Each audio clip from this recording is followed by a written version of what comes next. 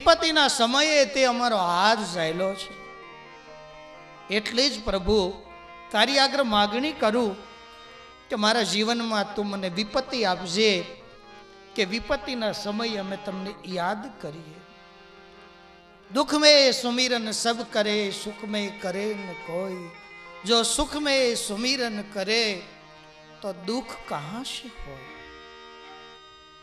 हर व्यक्ति ની આદત છે કે દુઃખ જ્યારે આવે ત્યારે ભગવાનની યાદ કરે, અને સુખ આવે છે ત્યારે ભગવાનને કોઈ યાદ નથી કરતું. દુઃખમાં આપણે ફરિયાદો કરીએ, પણ ફરી ફરી યાદ કરો ને તો એ તમારી ફરિયાદોને સાંભળશે.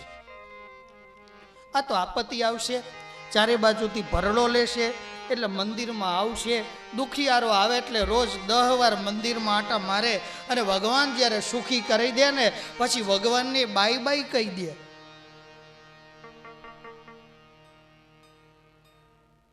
ભગવાન સમજે છે હો, એ કઈ ભોળો નથી.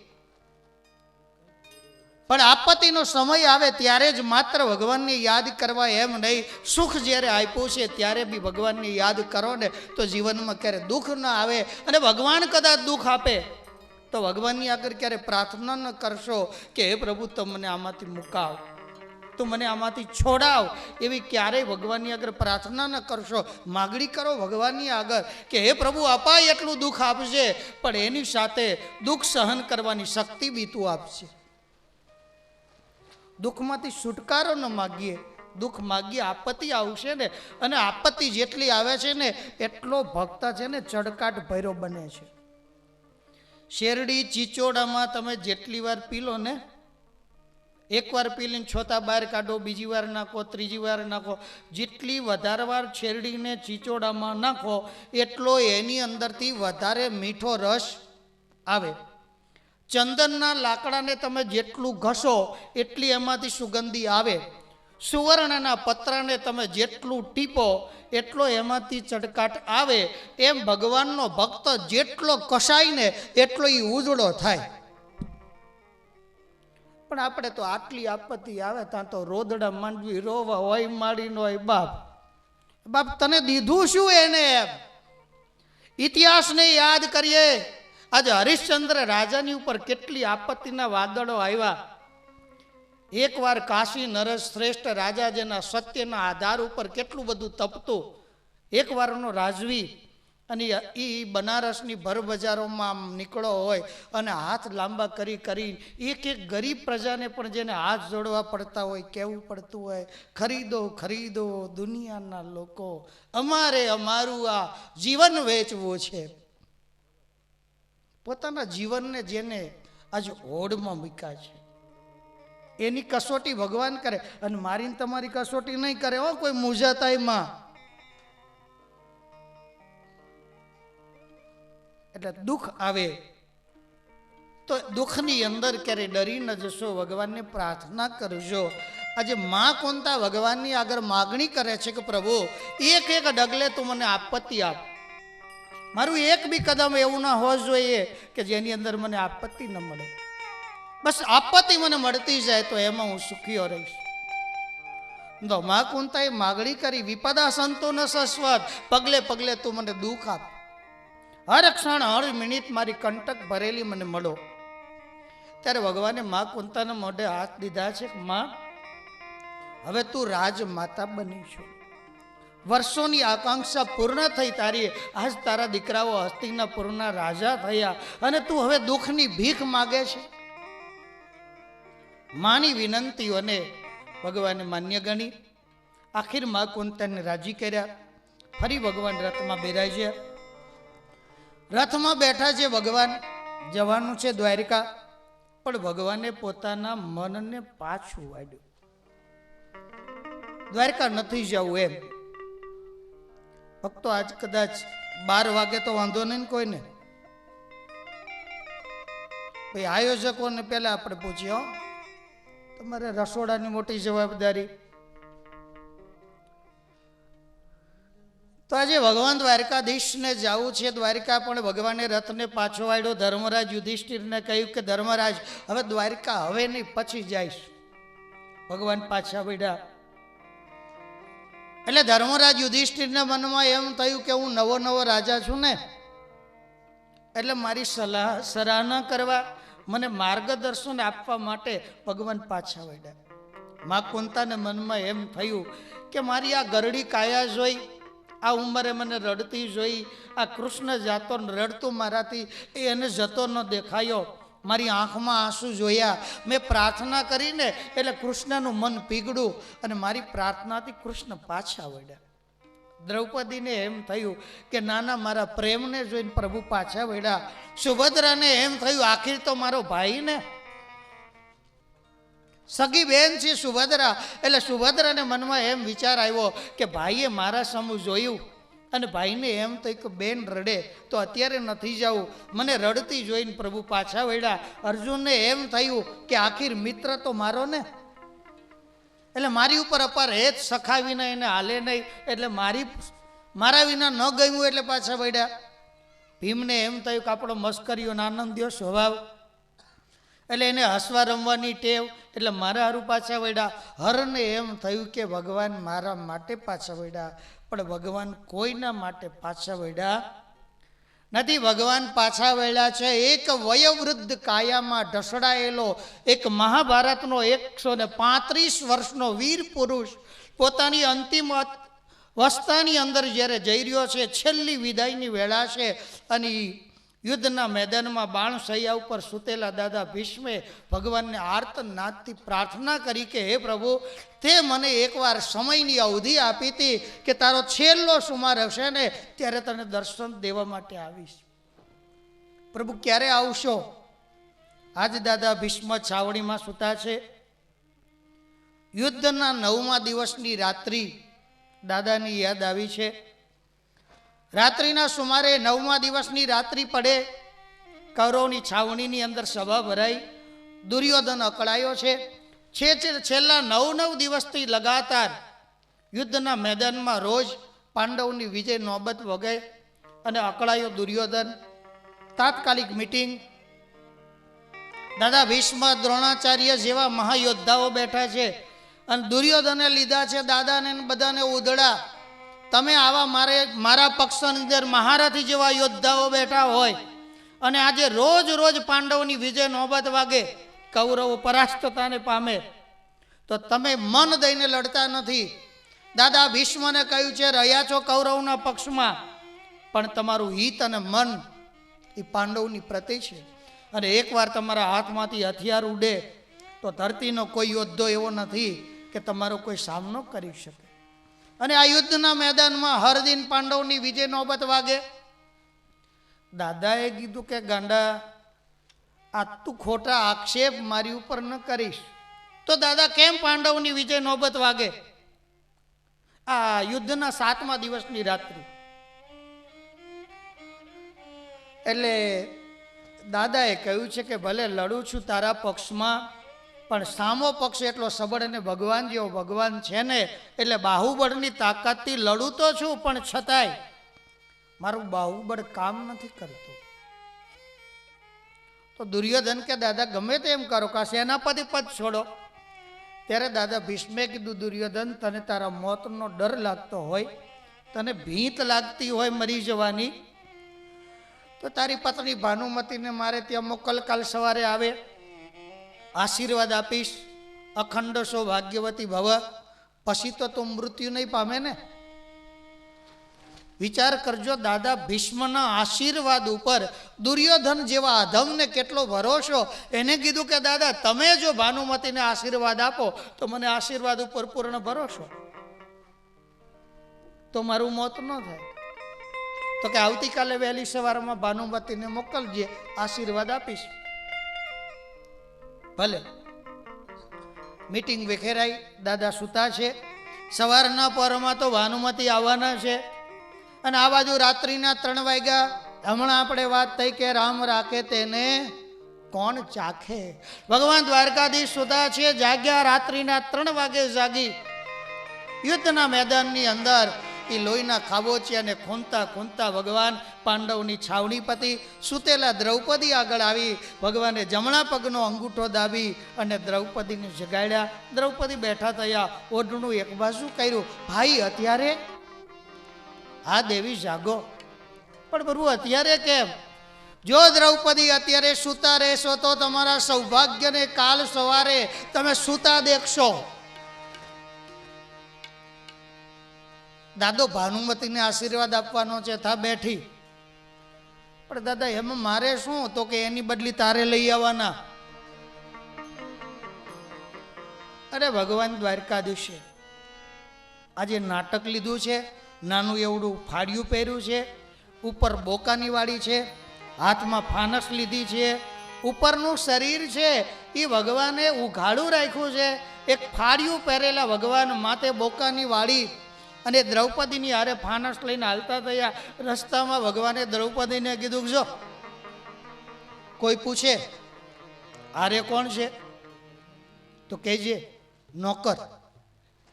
દ્રૌપદી તો હંસાઈ ગઈ, તમને નોકર?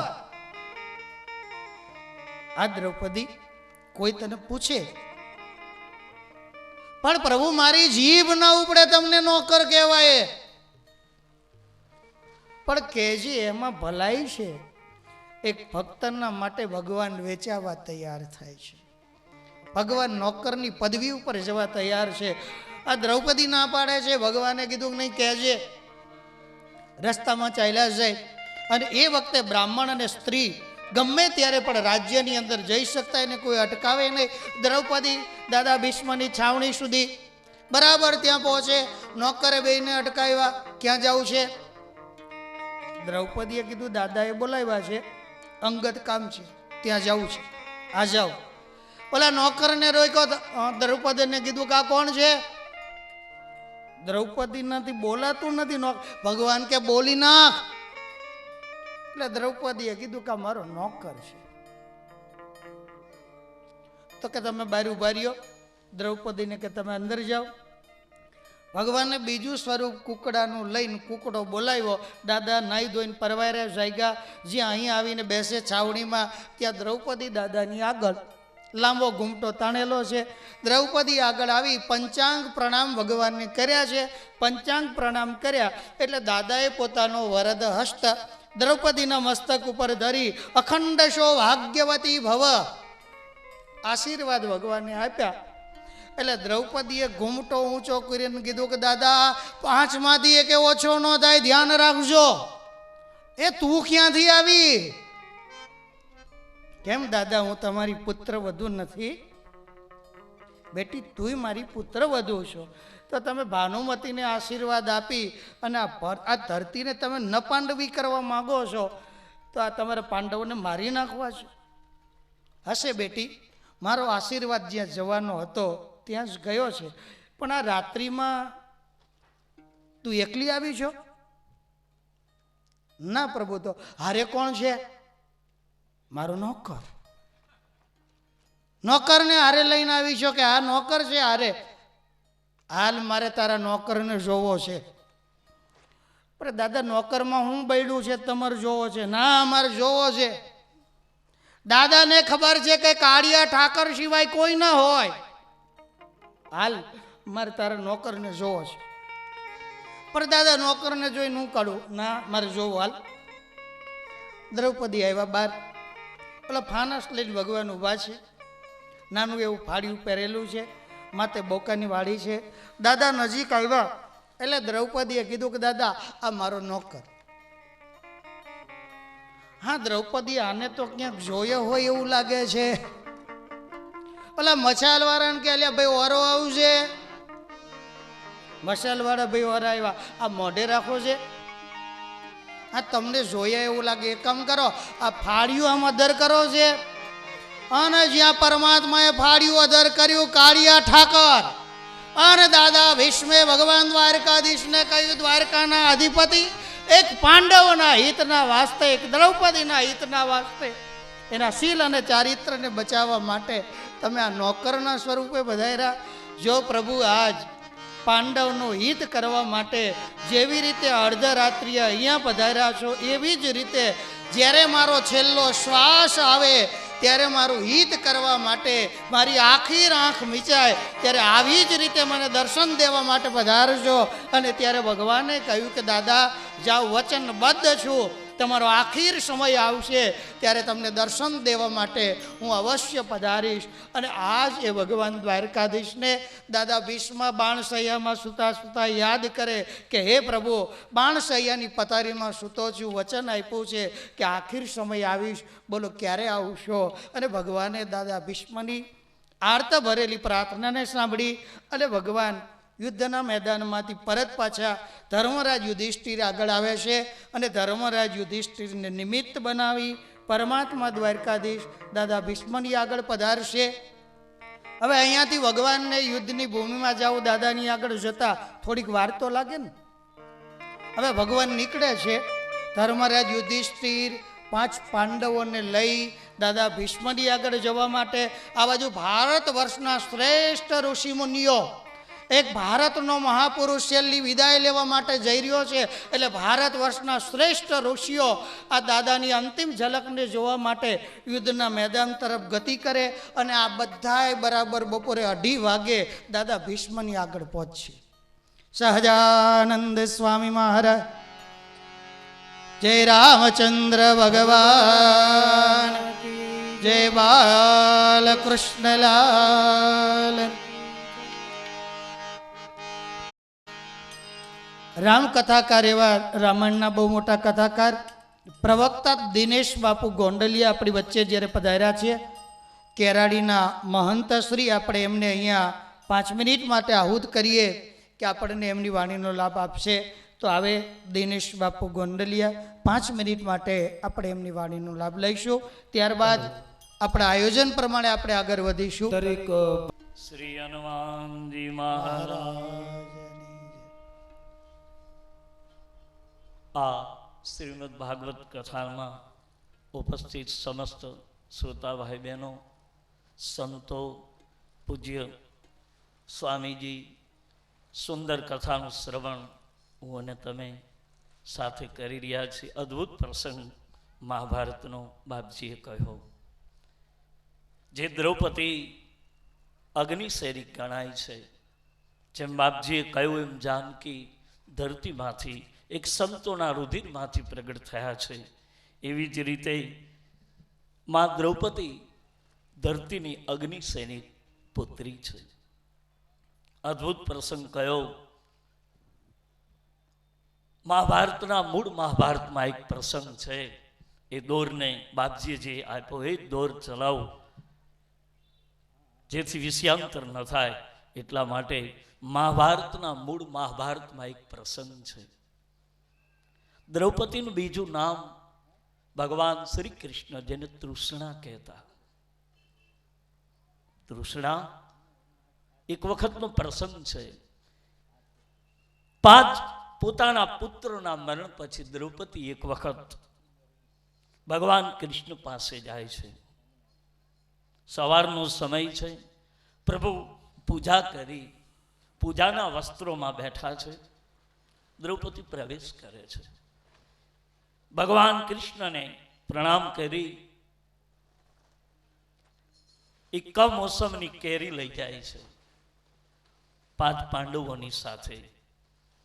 અને પ્રભુને જ્યારે સમર્પિત કરે છે ત્યારે ભગવાન કૃષ્ણ પૂછે છે અર્જુનને કે અર્જુન, આ કમોસમની કેરી આપ ક્યાંથી લાવ્યા?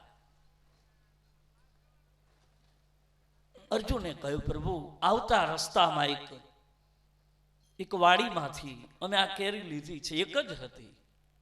કૃષ્ણ કેરી ફેંકી દે છે. ભગવાન કૃષ્ણએ કહ્યું કે અર્જુન, તમે અને ચોરી, હું તો છું ચોર, બચપણથી છું ને, એટલે હું બધું જ કરી શકું, પણ અર્જુન તમે અને આ ચોરી, પસ્તાવો થયો છે અર્જુન. ત્યારે દ્રૌપદી કહે છે કે પ્રભુ એ વાત છોડે ને, હું જે માટે આવી છું, મારી ફરિયાદ તો તમે કમસે કમ સાંભળો મહારાજ. બોલો દ્રૌપદી. ગોવિંદ, એ મધુસૂદન, એક પ્રાર્થના કરું પ્રભુ. શું? મારા 5 પુત્રો ની જે હત્યા થઈ અસ્વસ્થામાં એ કરી છે, ગુરુપુત્ર છે.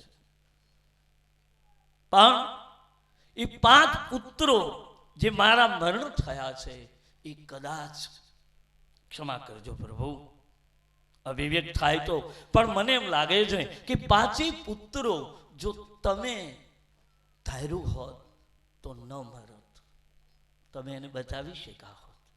5 મારા પાંડવોને જો તમે બચાવ્યા છે તો મારા 5 પુત્રોને પણ તમે બચાવી શક્યા હોત. મારે પ્રશ્ન એ કરવો છે પ્રભુ કે મારા 5 પુત્રોની જે ક્રૂર હત્યા થઈ છે, અને છતાંય મારામાંથી દયાપણું ન ગયું, અને 5 પુત્રો મારા મરણ પામ્યા, અને છતાંય તમે એને બચાવી શક્યા હોત, પણ 5 પુત્ર ન બચ્યા અને તમે ન બચાવ્યા, તો મને ક્ષમા કરજો પ્રભુ, આ 5 પુત્રોની હત્યા કરવામાં તમારો અંદર હાથ હશે. બાપ ભગવાન કૃષ્ણની હાથમાં જે પૂજાઓ કરી હતી એ કૃષ્ણ અદ્ભુત રડે છે. મૂળ મહાભારતમાં ભગવાન વેદ વ્યાસજી કૃષ્ણને જે રડાવે છે, રડે છે કૃષ્ણ, પાંચાલી એ તૃષ્ણા, તે તો મને અનેક વાર ફરિયાદ કરી છે, તારી ફરિયાદો મેં સાંભળી છે. કૃષ્ણ કમસે કમ આ પૃથ્વી ઉપર જુનાગઢનો કેવલ પ્રસંગ લો તો જુનાગઢમાં ભગવાન શ્રી કૃષ્ણ 52 વખત આવ્યા છે. પાંચાલી, નહીં પ્રભુ, મને જવાબ આપો. મારા 5 પુત્રોની જે હત્યા થઈ છે એ મારવામાં, એની હત્યામાં મને એમ લાગે છે કે તમે જો મારા 5 પતિઓને બચાવી શકો તો મારા 5 પુત્રો ન બચે. અરે સુભદ્રના ગર્ભને બચાવ્યો તો આ તો છાવણીમાં સૂતા હતા, અને એને તમે ન બચાવી શકો મહારાજ. કૃષ્ણએ જવાબ બહુ અદ્ભુત આપ્યો, અને એ આજનો નેતા કદાચ મને અને તમને ભલે સ્પષ્ટ ન કહે તો કઈ નહીં, પણ ગોપ્ય બોલે તો પણ આપણા શાસ્ત્રો કહે, જગત બહુ સમજે છે. બાપ,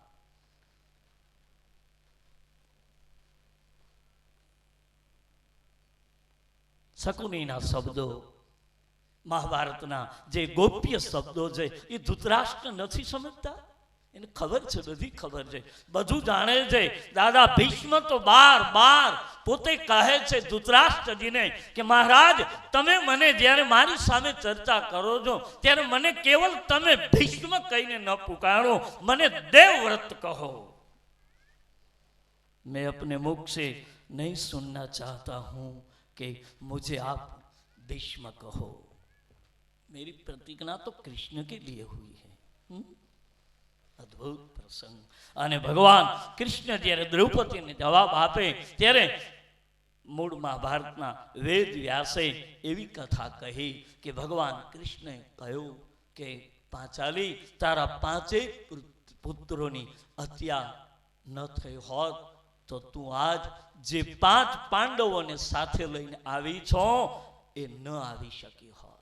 કારણ કે મારે તારા 5 પતિઓને બચાવવા માટે તારા 5 પુત્રોની મારે હત્યા કરાવી પડી છે.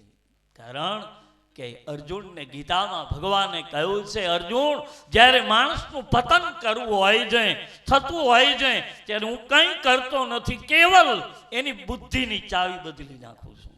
દીધા રૂપ પતંગાને ગરોડીને ગળી જવા તણા. કેવું પતંગિયાને રૂપ હોય, પણ એનું રૂપ ગરોડીને ગળી જવા માટે આપ્યું છે. એ દીપક ઉપર પડી અને એની મેળાએ જ ચક્કર ખાતા આખરે પડી જાય. એમ એ અર્જુન, જ્યારે માણસનું પતન થાય છે ત્યારે એની બુદ્ધિ વિપરીત થઈ જાય છે. અને બુદ્ધિ જ્યારે વિપરીત થાય છે ત્યારે કહે છે, મારો તુલસી તો સ્પષ્ટ રામચરિત માનસમાં લખે છે, તુલસીએ તો કહ્યું છે, બાર સમજાવવાની કોશિશ રાવણને થઈ હતી, પણ છતાં રાવણ સમજો નથી. કપટ મુનિ લઈ લો, કાલ નેમી લઈ લો. આ જે મુનિઓ થયા છે, તુલસીદાસજી રામચરિતમાનસમાં મુનિ, સંત, અનેક શબ્દ પ્રયોગ જે કર્યા છે, એના જે વિસ્તારો તુલસી અનેક બીજા શાસ્ત્રોમાં આપે. ચાહે મહાભારત લઈ લો, મહાભારતના અદ્ભુત પ્રસંગો. પછી વિસ્તાર નહીં કરું, કારણ કે બાપજીનો સમય વધારે સૌનો પણ આવ્યો છું, એટલે મારું તો આપ સૌ જાણો છો, આપણો પાડોશી કહેવાઓ બાજુનું. આપ તો બધા વડીલ છો, બાળક સમાન આપની સામે કાલી ગેલી ભાષામાં બોલી રહ્યો છું. પણ એક પ્રસંગ મૂળ કેરીનો કહીને મારી વાણીને વિરામ આપું. કેરી જે અર્જુનને ભગવાનને આપે છે, પાછી ભગવાને અર્જુનને આપીને કહ્યું કે અર્જુન આ કેરી લઈ જાઓ, તમે ચોરી કરી છે. ખાલી હાથે ન આવાય હરિના દ્વારે, એટલે તમે લઈને આવ્યા છો, જરૂર તમને, પણ આ કેરી પાછી લઈ જાઓ. અને જ્યાં કહે છે પ્રભુ હવે અમે આ પાપ તો કર્યું છે. શાસ્ત્રકાર કહે છે પાપ જગતમાં કોણ નથી કરતો, કોણ નથી પાપી, કોઈ તો બતાવે. કોઈ નથી પાપી, પણ હરિનામના તોલે કોઈ પાપનું મૂલ્ય નથી. જેને હરિનામ લીધું એને એક ત્રાજવામાં નામ મૂકો ને એક ત્રાજવામાં પાપ પાપ પાપ પાપ કહી અને મને તમને બહુ વિપરીત કરી દીધા છે. કોણ નથી કરતું પાપ? ન કરવું જોઈએ, અવશ્ય જરૂર રોકવું જ જોઈએ આપણે, પણ છતાંય ભૂલ થઈ જાય. અહલ્યાએ બહુ મોટી ભૂલ કરી. શાસ્ત્ર તો કહે ભૂલ કરો, ખૂબ કરો, બાર બાર મત કરો. ખૂબ કરો, થઈ જાય ભૂલ. કોણ પાપ નથી કરતું? અમે ચોરી કરી જાય, હવે શું કરવું? ત્યારે ભગવાને કહ્યું કે અર્જુન આ કેરી લઈ જાઓ. જે આંબામાંથી તમે લીધી છે એની નીચે મૂકી તમારા પાંચેય પાંડવોનું તપ, તમારા પાંચેય પાંડવોનું જે ભજન છે, જે તમારું તપ છે, ત્યાં સમર્પિત કરો. કેરી આંબામાં લટકી જશે. પાંચેય પાંડવો પાછા આવે, આંબાની નીચે કેરી મૂકી સૌ પ્રથમ અર્જુને કહ્યું કે પાંચેય પાંડવોમાં મેં મારો સ્ત્રી ધર્મ જાળવ્યો હોય. કેરી ઉઠે, 5 ફૂટ ઉઠી. ભીમ, નકુલ, સહદેવ બધા જ 5-5 ફૂટ કેરી ઊંચી ગઈ. 4 આંગળ કેરી રહી.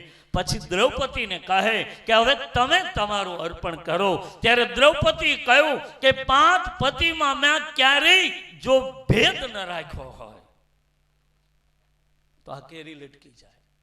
આંબામાં કેરી લટકી, પણ ઘટના એવી ઘટી કે લટકતાની સાથે પવનનો વાયરો આવ્યો, કેરી નીચે પડી, પણ જે માલિકીમાં હતી એનાથી દૂર પડી.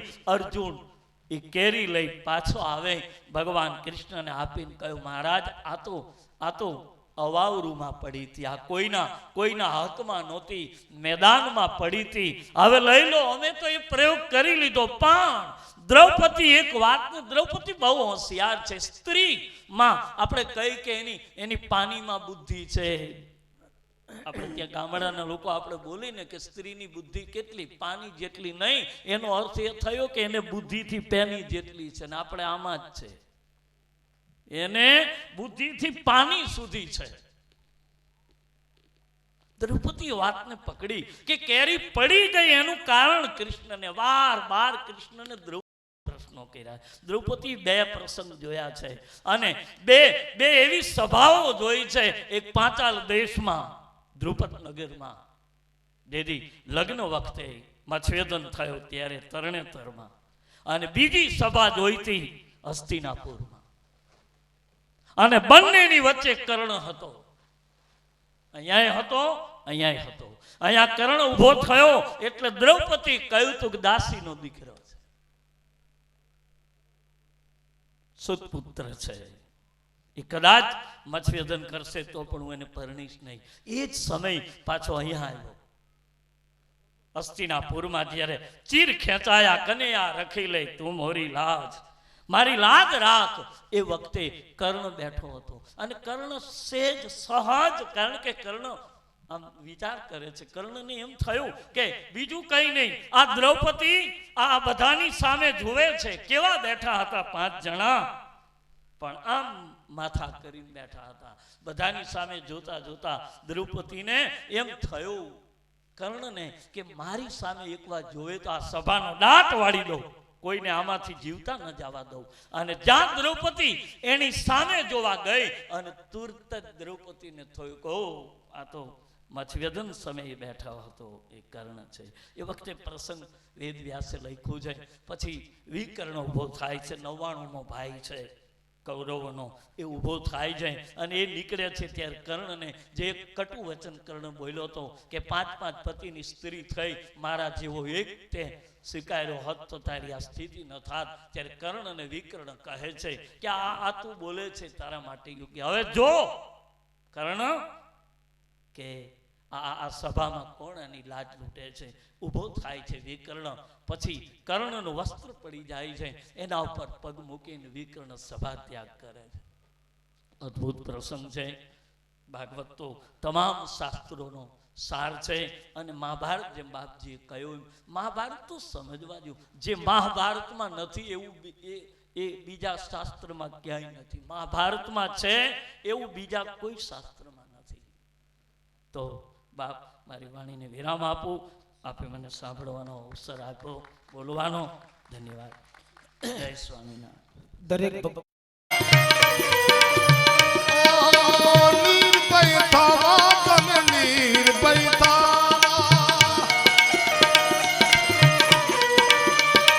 એ ભક્તિ નિધિ હતી છે સારી.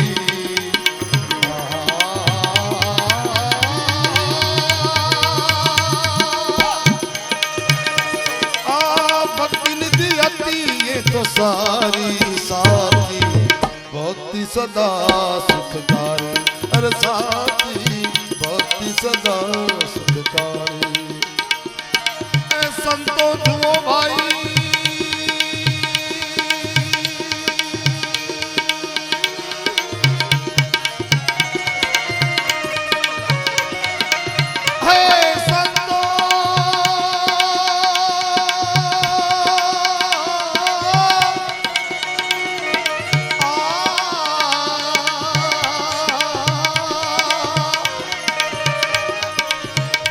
સંતો જુઓ મનમાં વિચારી.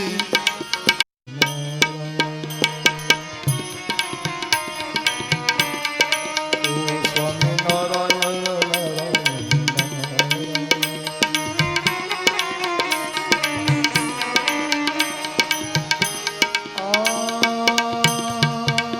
સ્વામી નારાયણ નારાયણ નારાયણ,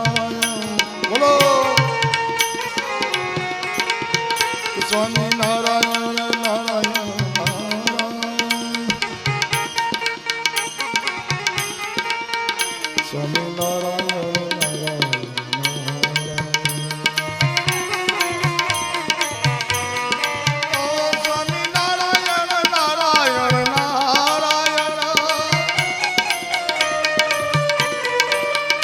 બોલો શ્રી રામ જય રામ જય જય રામ. બોલો શ્રી રામ જય રામ જય જય રામ. બોલો શ્રી રામ જય રામ જય જય રામ. બોલો શ્રી રામ જય રામ જય જય રામ. બોલો શ્રી રામ જય રામ જય જય રામ.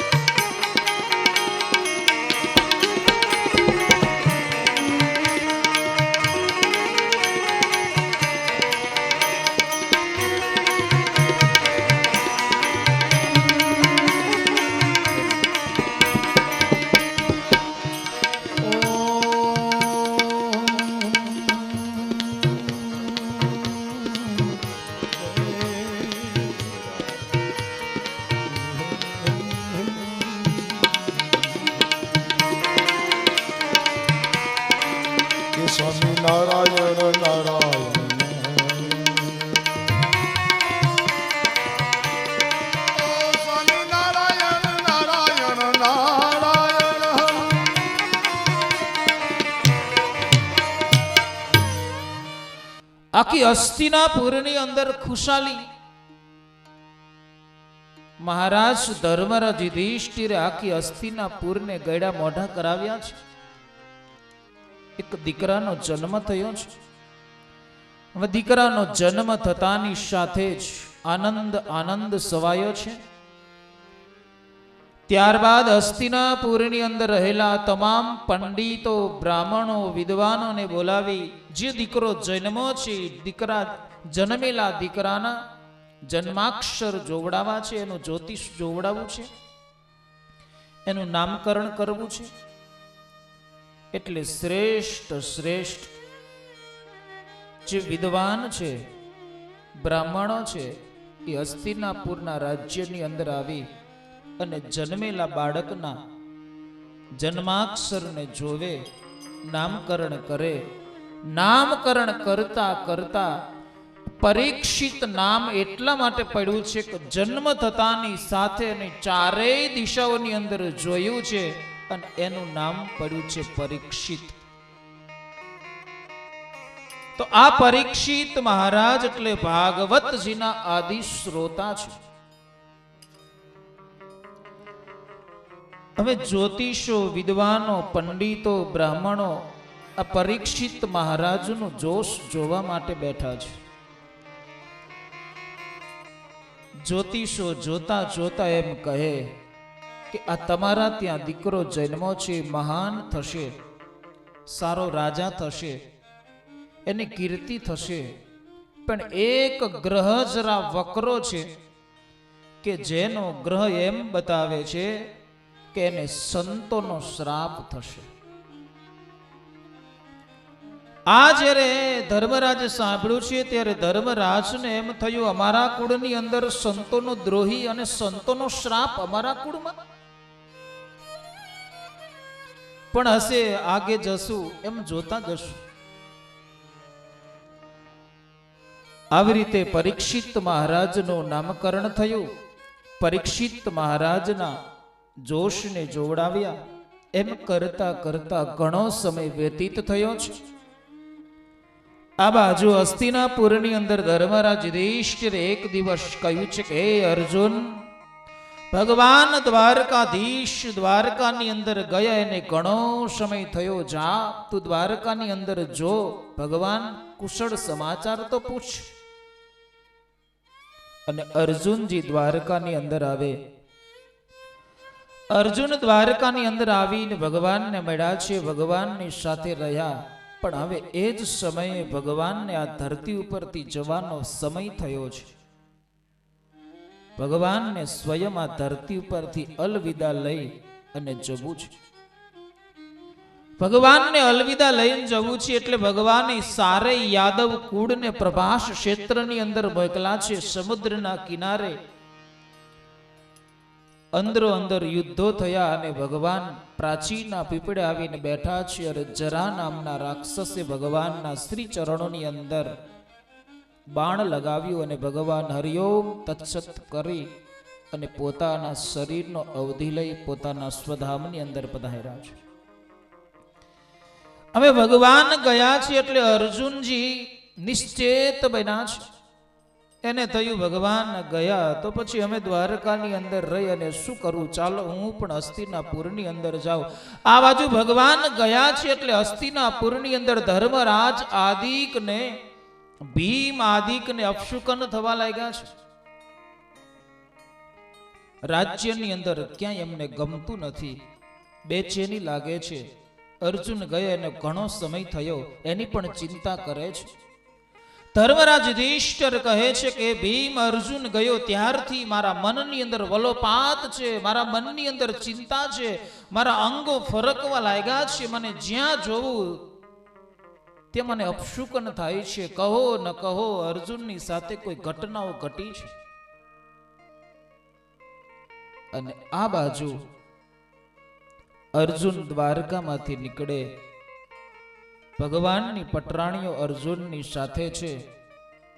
અને તમે બધાય કદાચ ઇતિહાસથી વંચિત હશો. એ ભગવાનની પટરાણીઓ અર્જુનની સાથે હસ્તિનાપુરની અંદર પરત પાછા આવતા પણ વચ્ચે રસ્તાની અંદર આવતા જ અર્જુનને લૂંટે છે. કોને લૂંટો છે? કાબાએ અર્જુનને લૂંટી લીધો ને એ જ વખતે અર્જુન એમ બોલ્યો, સમય સમય બલવાન હે નહીં પુરુષ બલવાન, કાબે અર્જુન લૂંટિયા વોહી ધનુષ વોહી બાણ. અર્જુનને આજ લૂંટ્યો છે. અર્જુનનો ચહેરો નિશ્ચેત બની ગયો છે, માથાના વાળ વિખાઈ ગયા છે, ચહેરા ઉપર કોઈ તેજ નથી. જે અર્જુન દાદા ભીષ્મની સામે ટક્કર લઈ અને યુદ્ધની અંદર, રણભૂમિની અંદર, કુરુક્ષેત્રની અંદર દાદા ભીષ્મની સામે યુદ્ધ કરી શકતો, દ્રોણાચાર્યની સામે યુદ્ધ કરી શકતો, પણ આજ કાબાએ અર્જુનને લૂંટ્યા છે. એ કાબાએ અર્જુનને લૂંટ્યા એનું કારણ છે, અને અર્જુન દાદા ભીષ્મની સામે લડતા એનું કારણ એ હતું, એના ઉપર ભગવાનનું છત્ર હતું. એ ભગવાનના શ્રી ચરણોની અંદર અર્જુનજી હતા અને પરમાત્માના સાનિધ્યનો પાવર અર્જુનને હતો. એટલે અર્જુનની સામે કોઈ પણ આવે તો અર્જુનને કોઈ જીતી ન શકતા. આજ અર્જુનની સામેથી અર્જુનને આજે પરમાત્માનું સાનિધ્ય નથી, એટલે રસ્તામાં આવતા કાબાએ અર્જુનને લૂંટ્યા છે. અર્જુનની બે હાલ છે, માથાના વાળ વિખાઈ ગયેલા છે, ચહેરો એકદમ નિશ્ચેત બનેલો છે, ચહેરા ઉપર શોક છે. અને અર્જુન આવે છે હસ્તિનાપુરની અંદર, એની આંખમાંથી આંસુ પડ્યા છે. સામે જ ધર્મરાજ યુધિષ્ઠિરને જોવે. ધર્મરાજ યુધિષ્ઠિર આજ અર્જુનના ચહેરાની સામે જોતા અર્જુનને કહે, અર્જુન કહો ન કહો અર્જુન, કઈક ઘટના બની છે. ભગવાન અર્જુનને ધર્મરાજે કહ્યું છે કે અર્જુન મને જલ્દી એ બતાવો, તું દ્વારિકા ગયો તો ભગવાન કુશળ તો છે ને? જ્યાં ભગવાન કૃષ્ણને યાદ કરે તો અર્જુન રડે છે. ધર્મરાજને કહે છે, પ્રભુ જેની કુશળતા તમે પૂછો છો એ સ્વયં ભગવાન તો ચાલી નીકળ્યા છે. હવે ભગવાન ગયા એટલે અર્જુનને એમ થયું, જેના આધારે હું જીવતો એ મારો આધાર, પ્રાણ આધાર ગયો, તો હવે મારે રહી અને શું કામ છે, ચાલો હું પણ નીકળી જાઉં. અર્જુન પણ હેમાડે હાડ ગાળવા માટે તૈયાર થયા. આ બાજુ પાંચેય ભાઈઓએ મળી અને પોતાનો જે વારસદાર અભિમન્યુના દીકરા મહારાજ પરીક્ષિત છે, એ પરીક્ષિતને હસ્તિનાપુરનું રાજ્ય સોંપ્યું છે, રાજ્ય અભિષેક કર્યો છે. અને પાંચેય ભાઈઓ અને છઠ્ઠા દ્રૌપદી નીકળ્યા છે હિમાલય હાડ ગાળવા માટે. હિમાલયની ગોદની અંદર 6 જણા નીકળી ગયા. આ બાજુ પરીક્ષિત મહારાજ હસ્તિનાપુરનું શાસન કરે છે. પરીક્ષિત મહારાજ નીતિવાન છે, એના જીવનની અંદર ધર્મ છે, પ્રજાનું એક પુત્રની માફક પાલન કરે છે. એવા મહારાજ પરીક્ષિતને એક વખત દિગ્વિજય કરવા માટે, દિગ્વિજય માટે જ્યારે મહારાજ પરીક્ષિત નીકળ્યા છે, ત્યારે પરીક્ષિત મહારાજની નજરની અંદર એક દ્રશ્ય દેખાયું. અને દ્રશ્ય એવું હતું, ધરણી અને ધર્મ. ધરણી એટલે આ પૃથ્વી, એ બેયનો સંવાદ ચાલતો. ધર્મના જે 4 ચરણ છે, સત્ય, શૌચ, દયા, આ ધર્મના 4 ચરણની અંદર કલિયુગે 3 ચરણને કાપ્યા છે કે સત્યના ચરણ ઉપર ધર્મ ઉભો છે. અને એ જ વખતે દિગ્વિજય માટે નીકળેલા મહારાજ પરીક્ષિતની નજરમાં આ આવે. મહારાજ પરીક્ષિતે આ જોયું, મારા રાજ્યની અંદર આ સ્થિતિ. ગયા છે મહારાજ પરીક્ષિત ત્યાં ગયા પછી પૂછ્યું, આ શું? પેલો કાળ બીંઢ કલયુગ હાથમાં ખડગ લઈને ઉભો છે અને પૂછ્યું, તું કોણ છું? હું કલયુગ છું, મારા રાજ્યની અંદર. હા. શું કરશ? બસ હવે મારો યુગ આવ્યો છે એટલે હું મારું પ્રવર્તન કરીશ. ધર્મના એને પગ કાપ્યા છે, 3 પગ કાપ્યા, અને સત્યના પગ ઉપર ઉભેલા ધર્મ. મહારાજ પરીક્ષિત કલયુગના પાસમાંથી ધર્મને છોડાવવા માટે કલયુગને પકડી અને મહારાજ પરીક્ષિત કલયુગને મારવા માટે જાય કે તું મારા રાજ્યમાં નહીં, મારા રાજ્યની હદ બહાર જા, ન કે હું તને મારી નાખીશ. અને પરીક્ષિત મહારાજ જ્યારે કલયુગને મારવા માટે જાય ત્યારે પરીક્ષિતે કહ્યું છે કે હે રાજન, મને મારતા પહેલા મારામાં રહેલા ગુણને તમે એકવાર સાંભળો અને પછી મને મારજો. બોલો, કળિયુગની અંદર શું ગુણ હશે? સ્વયં કલયુગ કહે છે કે હે રાજન, સતયુગની અંદર, દ્વાપર અને ત્રેતાની અંદર હજારો યુગ, હજારો વર્ષો સુધી જે સાધના કરવાથી પરમાત્માની પ્રાપ્તિ થાય, એ પ્રાપ્તિ માત્ર ઈશ્વર સ્મરણ કળિયુગની અંદર ભગવાનના નામથી ભક્તો માણસને ભગવાનની પ્રાપ્તિ થાય. બસ અર્ધ ઘડી પણ આ કળિયુગની અંદર ભગવત સ્વરૂપની અંદર મન વૃત્તિને પોરવી અને પરમાત્માના નામ સ્મરણ કરવામાં આવે ને તો અર્ધ ઘડીથી પણ પરમાત્માની પ્રાપ્તિ ભક્તો કલયુગમાં થાય છે. એટલે કલયુગનો આ ગુણ જોઈ મહારાજ પરીક્ષિતે કલયુગને છોડ્યો અને કલયુગને છોડતા કલયુગે કહ્યું છે, હે રાજન, મને છોડો છો તો ખરા, પણ મને રહેવાના અમુક સ્થાન આપો કે જે સ્થાનની અંદર હું વિશેષ કરી અને રહું. એટલે મહારાજ પરીક્ષિત કળિયુગને રહેવાના સ્થાન આપે છે. અને જોઈજો કળિયુગ ક્યાં ક્યાં છે, બહુ ધ્યાનથી સાંભળજો, કળિયુગનો ક્યાં વાસ છે. મહારાજ પરીક્ષિતે કળિયુગને રહેવાનો વાસ આપ્યો. એક તો જ્યાં જુગાર રમાતો હોય ત્યાં કળિયુગનો વાસ છે. જ્યાં મદિરા પાન થતું હોય ત્યાં કળિયુગનો વાસ છે. જે હિંસા થતી હોય ત્યાં કળિયુગનો વાસ છે.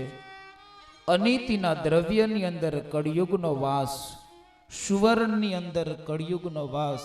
મહેરબાની કરીને સોનું પહેરતા નહીં, એમાં કળિયુગનો વાસ છે. પહેરવું હોય ને તો નીતિનું પહેરજો, અનીતિનું ન પહેરતા વાલા.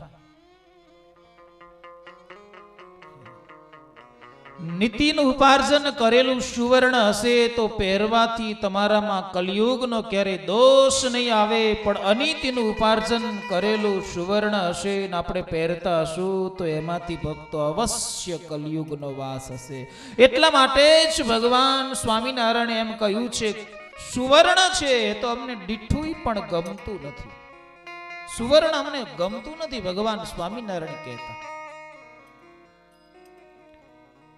તો મહારાજ પરીક્ષિતે કલયુગને રહેવાના સ્થાન આપ્યા છે. યાદ રાખજો, એક જુગારની અંદર કલયુગ છે. મદિરા પાન થતું હોય ત્યાં કલયુગનો વાસ છે. અમને તો વિશ્વાસ છે કે આ ગામની અંદર આવું કાંઈ નહીં હોય. બરાબર ને સરપંચ સાહેબ? હા, પછી ઓલી જન્માષ્ટમી આવે ને એને જુગારાષ્ટમી કરી નાખીએ, વાંધો નહીં. પણ વાંધો નહીં, લગભગ તો આ ગામમાં નહીં હોય. કારણ કે આટલું બધું એજ્યુકેશન, આટલા શિક્ષકો, બહુ સારું એજ્યુકેશન આ ગામની અંદર છે. આટલા બધા શિક્ષકો આ ગામની અંદર છે. એજ્યુકેટ વર્ગ આ ગામની અંદર રહે છે. એટલે અહીંયા તો ન જ હોય ને. એટલે જુગાર રમાતો હોય ત્યાં કળિયુગનો વાસ છે. જોકે માણસના જીવનની અંદર આવી બદબુઈ હોય, પણ વિશેષ તો આની સણાવટ હું નથી કરતો, પણ શાસ્ત્રી સ્વામી જુગાર, મદિરા, ચોરી આની સણાવટ અવશ્ય કરશે. વ્યસન એની સણાવટ અવશ્ય કરશે. જુગાર રમનાર માણસના જીવનની અંદર તમે કદાચ મહાભારતના યુગનો ઇતિહાસ સાંભળ્યો હશે. 2 મિનિટમાં તમને આપી દઉં કે જે માણસ જુગાર રમે છે એની પરિસ્થિતિ કેવી થાય છે. જ્યારે ધર્મરાજ યુધિષ્ઠિર ઇન્દ્રપ્રસ્થની અંદર હતા ત્યારે દરરોજ એક માળી ઇન્દ્રપ્રસ્થની અંદર આવે અને ધર્મરાજના હાથની અંદર ગુલાબની કડીઓ આપે. ગુલાબનું ફૂલ હોય ને એની કડીઓ, કે જે હજી ફૂલ ખીલું નથી એવી ગુલાબની કડીઓ ધર્મરાજના હાથમાં આપતા. અને ધર્મરાજના હાથની અંદર એ ગુલાબની કડીઓ આવે ને એટલે ધર્મરાજ એને હાથમાં લે એટલે ગુલાબની કડીઓ ખીલી જતી. પણ એ જ ધર્મરાજ યુધિષ્ઠિર જ્યારે હસ્તિનાપુરની અંદર જુગટું રમ્યા છે, જુગાર રમ્યા છે, અને ત્યારબાદ જ્યારે 18 દિવસના યુદ્ધો થયા અને ધર્મરાજને હસ્તિનાપુરના શાસન ઉપર આરૂઢ કર્યા અને એ જ માડી ગુલાબની કડીઓ લઈ અને ધર્મરાજને દેવા માટે આવતો ને ત્યારે ધર્મરાજના હાથમાંથી એ કડીઓ ખીલતી નથી. એ કડીઓ આજે ખીલી નહીં. ઇન્દ્રપ્રસ્થની અંદર એ કડીઓ ખીલી જતી પણ હસ્તિનાપુરની અંદર એ કડીઓ ખીલી નહીં. ત્યારે ધર્મરાજ યુધિષ્ઠિરે ભગવાન કૃષ્ણને પ્રશ્ન કર્યો છે, પ્રભુ ઇન્દ્રપ્રસ્થની અંદર આ કડીઓ ખીલી જતી અને આજ આ કડીઓ ખીલીને એનું કારણ શું? ભગવાન કે એનું કારણ તમે જુગાર રમ્યા છો ને એ છે. બોલો વિચાર કરો, જેના હાથમાં પુષ્પ ખીલી જતા હોય ને એ જો દુર્યોધનની સામે જુગાર રમતા હોય અને એની કડીઓ ન ખીલે તો પછી ભક્તો આપણું કાંઈ ખીલે? ખીલે નહીં. પણ બૈરા છોકરા ઘર વિનાના તો થાય, બીજું શું થાય? કાં પછી આત્મહત્યા કરવી પડે, માણસને દવા પીને મરી જવું પડે, કાં પછી ગળો ટૂંકો ખાઈને મરી. બહુ જ માણસ રમતો હોય અને પછી અને જો રમતા માણસનું એક લક્ષણ છે, રમતો માણસ જેમ હારે એમ બમણું રમે આવું કહેવાય છે, પણ આપણે અનુભવ નથી કર્યો ભાઈ. જે માણસ રમે છે એ જ્યારે હારે એટલે બમણો રમે છે. એટલે ભગવાને તમને આર્થિક રીતે અર્થ ઉપાર્જનની અંદર પરમાત્માએ તમને સુખી કર્યા હોય અને તમારા ઘરની અંદર સંપત્તિનો ફુગાવો હોય ને તો ભક્તો એ સંપત્તિને સદવય કરજો, એ સંપત્તિનો સમાજ માટે ઉપયોગ કરજો. પણ મહેરબાની કરી અને સંપત્તિને એ લક્ષ્મીને ક્યારે જુગારમાં ન મૂકતા. તમે વિચાર કરો, એ લક્ષ્મીનું સ્વરૂપ છે અને એ જ લક્ષ્મીના સ્વરૂપને આપણે જુગારની બાટમાં મૂકીએ છીએ. એટલે એનાથી દૂર રહેજો, મદિરા પાનથી દૂર રહેજો. ભગવાને આપણને ખાવાનું ઘણું આપ્યું છે, ભગવાને આપણને પીવાનું ઘણું આપ્યું છે. પીવા જેવું પણ આપણી પાસે છે, ખાવા જેવું પણ આપણી પાસે છે, તો શા માટે આપણે મદિરાનું પાન કરીએ? આજે મોટા મોટા શહેરની અંદર સુધરેલા યુગની અંદર લોકો બહુ આનો ઉપયોગ કરે છે. પણ જ્યારે પણ એનો ઉપયોગ કરવામાં આવે ત્યારે બીજું ન જોવો તો કાંઈ નહીં, પણ તમે તમારા પરિવાર ઉપર વિચાર કરજો કે કાલ સવારે કદાચ આ હું પીવું છું અને કાલ સવારે કઈ ઘટના બની જશે તો મારી પત્ની કોના આધારે જીવશે, મારો પુત્ર કોના આધારે જીવશે, મારો પરિવાર કોના આધારે જીવશે? આ બધો જ વિચાર કરજો. મોજ શોખ માટે માત્ર એક મદિરા પાનનું સેવન ન કરતા. તો કલિયુગનો વાસ છે અને કલિયુગનો આ ચારમાં વાસ, સુવર્ણની અંદર વાસ છે. હવે મહારાજ પરીક્ષિતે ધર્મને કલિયુગના પંજામાંથી છોડાવ્યો. મહારાજ પરીક્ષિત પોતાના રાજ્યની અંદર આવ્યા છે. હવે રાજ્યની અંદર આવ્યા બાદ મહારાજ પરીક્ષિતને એક દિવસ એમ થયું કે અમારા ઘરની અંદર વર્ષો પહેલા આ એક પેટી પડી છે ને એની અંદર કંઈક પડ્યું છે, તો જોવું તો ખરું આ પેટીની અંદર અમારા પૂર્વજોએ શું મૂક્યું છે. તો આજે પરીક્ષિત મહારાજે ઘરની અંદર રહેલી અકબંધ પેટીને ખોલી તો પેટીમાંથી સરસ મજાનો એક સુવર્ણનો મુગટ, અને મુગટને જોતા મહારાજ પરીક્ષિતને થયું લાવો મારા મસ્તક ઉપર મૂકો તો ખરો, એ મુગટ કેવો લાગે છે. અને મુગુટ લઈ અને જ્યારે મહારાજ પરીક્ષિતે પોતાના મસ્તક ઉપર મૂક્યો, પણ એ મુગટ પાંડવો માટે અનીતિનો એ મુગટ હતો, નીતિને નહોતો. અનીતિનો એટલા માટે હતો કે જ્યારે જરાસંઘની સાથે ભીમને યુદ્ધ થયું અને જરાસંઘ ભીમના માધ્યમથી જ્યારે મરાયો છે, ત્યારે એ જરાસંઘના મસ્તક ઉપર રહેલો જે મુગટ હતો એ ભીમે લીધો. અને એ વખતે ભગવાન કૃષ્ણએ ભીમને કહ્યું છે કે નહીં, એને તું છોડી દે, એ નીતિનો નથી, અનીતિનો છે. પણ ભીમ માયનો નહીં અને હસ્તિનાપુરની અંદર એ મુગટને લાવે અને ધર્મરાજ એક પેટી પેક કરીને મુગટને મૂક્યો તો. અને ધર્મરાજને એમ કે ગમે ત્યારે એને આપણે ક્યાંક ફેંકી દેશું, પણ ધર્મરાજ ભૂલી ગયા છે. અને આજે મહારાજ પરીક્ષિતે પેટીને ખોલી એમાંથી મુગટ નીકળ્યો અને એ જ અનીતિનો મુગટ જ્યારે પરીક્ષિત મહારાજના મસ્તક ઉપર આવ્યો અને અનીતિનો મુગટ પરીક્ષિત મહારાજના મસ્તક ઉપર આવતા આજે મહારાજ પરીક્ષિતને થયું કે લાવો, હું ક્યારેય જંગલની અંદર મૃગ્યા કરવા માટે નથી ગયો. આ અનીતિના દ્રવ્યનો વિચાર છે, આ નીતિનો દ્રવ્ય નથી. નીતિ અને અનીતિની જ્યારે વાત આવે છે ત્યારે ભક્તો એક વાત ચોક્કસ દોહરાવશું કે ભગવાન કદાચ સૂકો રોટલો ખાવા આપે ને તો સૂકો રોટલો અને છાશ ઘરની અંદર બેસી અને ખાઈજો, પણ અનીતિના દ્રવ્યથી હંમેશાના માટે દૂર રહેજો. અનીતિનું દ્રવ્ય આવશે એટલે આપણને સારું લાગશે, પણ આપણા શાસ્ત્રો એમ કહે છે કે અનીતિનું દ્રવ્ય છઠ્ઠીનું ધાવણ પણ કઢાવતું હોય છે. એનાથી માણસને સુખ નહીં મળે. આવશે એટલે આપણને સારું લાગશે, પણ અનીતિનો દ્રવ્ય ઘરની અંદર શાંતિ નહીં રહેવા દે. ઘરની અંદર કંકાસ, ઘરની અંદર ઝઘડો. અને નીતિનો દ્રવ્ય હશે, પરસેવાનું દ્રવ્ય હશે તો પરસેવાના દ્રવ્યથી માણસને શાંતિ મળશે, પરસેવાના દ્રવ્યથી માણસની સન્મતિ રહેશે. અને અનીતિના દ્રવ્યથી માણસના જીવનની અંદર શાંતિ નથી, સન્મતિ નથી, ઉદ્વેગ છે. એટલે બને ત્યાં સુધી અનીતિના દ્રવ્યથી દૂર રહેજો. ભગવાન કદાચ ગરીબ રાખે અને અડધો જ રોટલો ખાવા મળે તો અડધા રોટલાની અંદર સંતોષ માનજો, પણ અનીતિના દ્રવ્યને ક્યારે ભેગું ન કરતા. એક જ દ્રષ્ટાંત તમને આપીએ, કોઈ હોય તો માફ કરજો.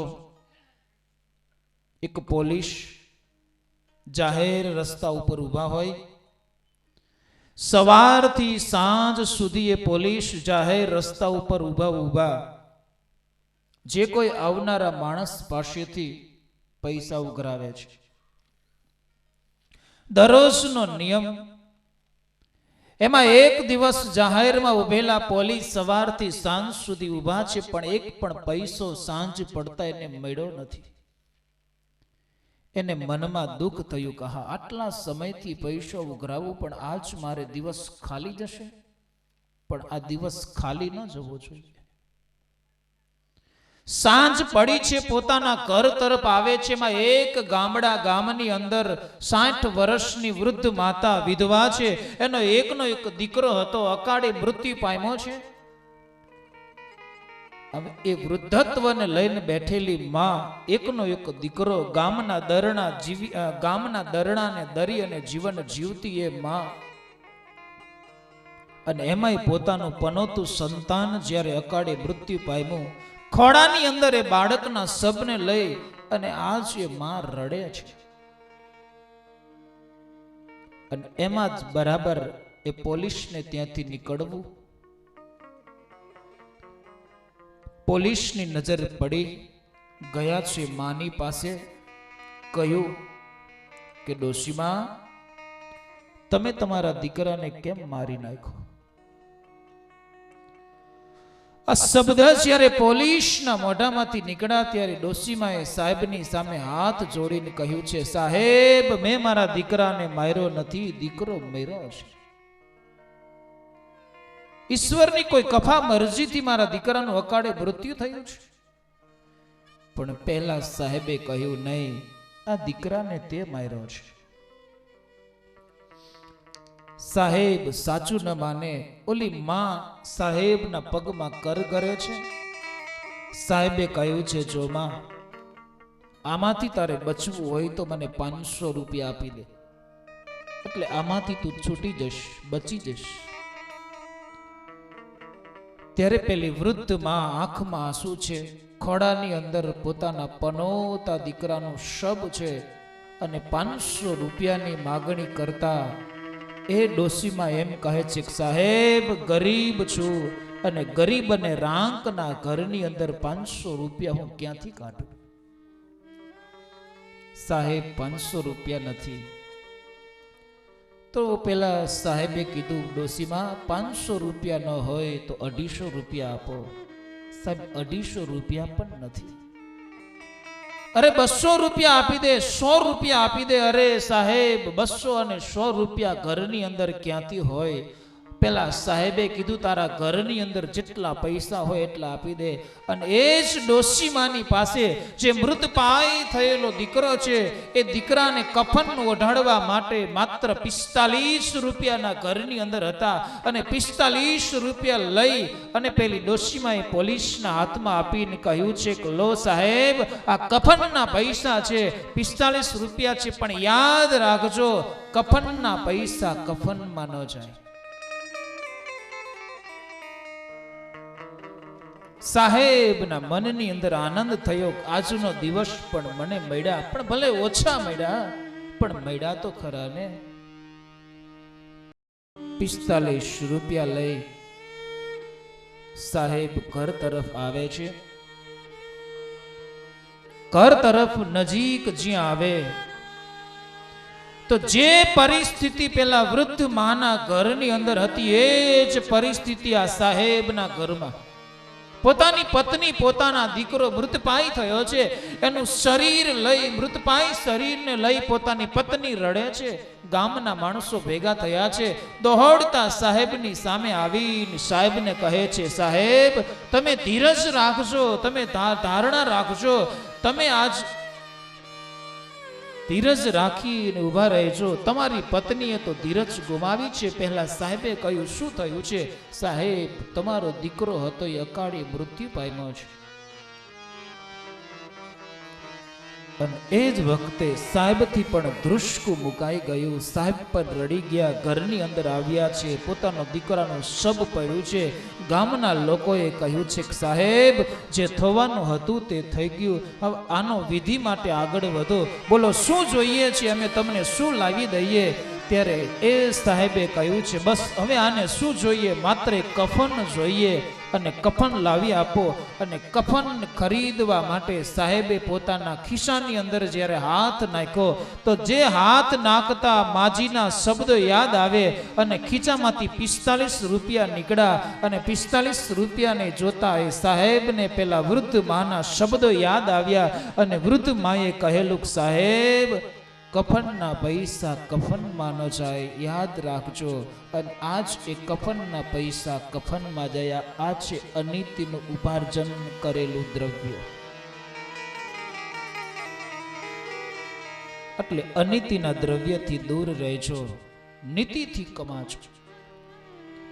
એક કવિએ બહુ સરસ લખ્યું છે, રીતિથી રહેવું, નીતિથી કમાવું, અને પ્રીતિથી ભગવાનને ભજવા.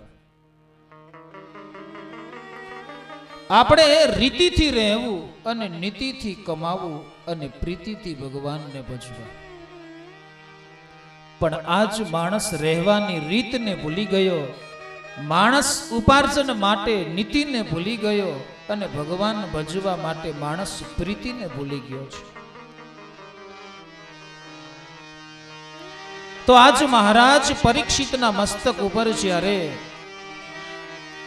સુવર્ણ મુગટ આવે, અનીતિનો એ મુગટ છે, અનીતિનો મુગટ જ્યારે મસ્તક ઉપર આવે એટલે મહારાજ પરીક્ષિતના વિચારો બદલાય. અને થયું કે લાવો હું મૃગ્યા કરવા માટે જાઉં. અને મહારાજ પરીક્ષિત આજ મૃગ્યા કરવા માટે જંગલની અંદર આવે.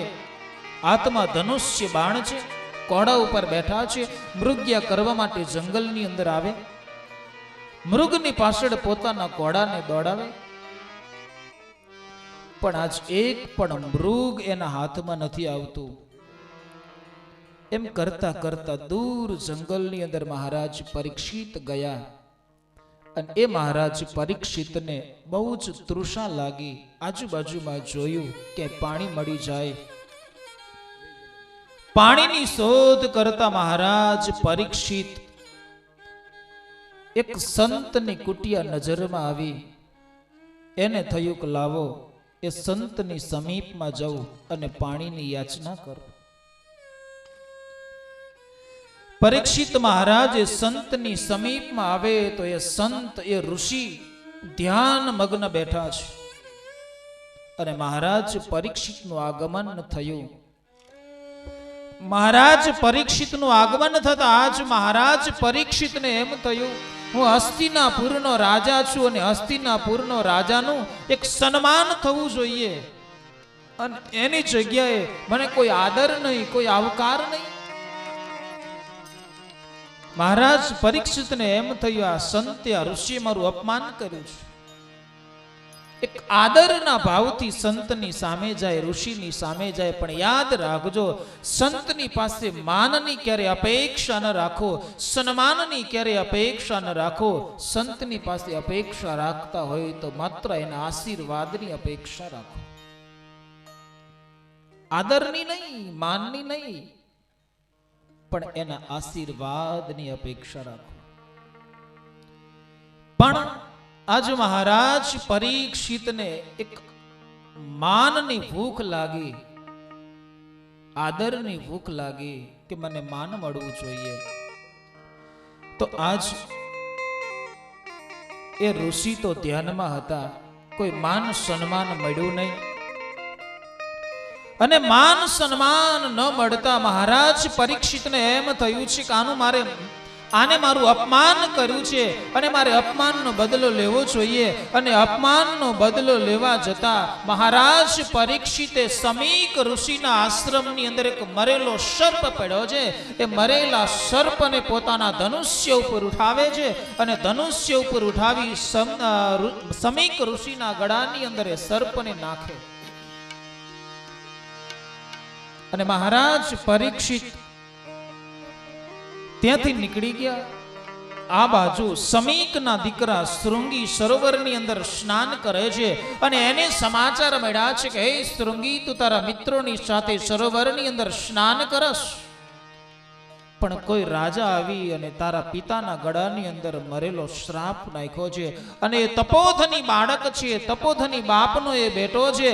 એ તપોધની બાપના દીકરાએ હાથમાં પાણીની અંજરી લીધી અને પાણીની અંજરી લેતા જ મહારાજ પરીક્ષિતને શ્રાપ આપ્યો છે કે જે રાજાએ, જે માણસે મારા બાપના ગળાની અંદર ભરેલો સર્પ નાખ્યો છે એને હું શ્રાપ આપું છું કે આજથી 7મા દિવસે તક્ષક નાગ વડે કરી અને એ રાજાનું મોત થશે.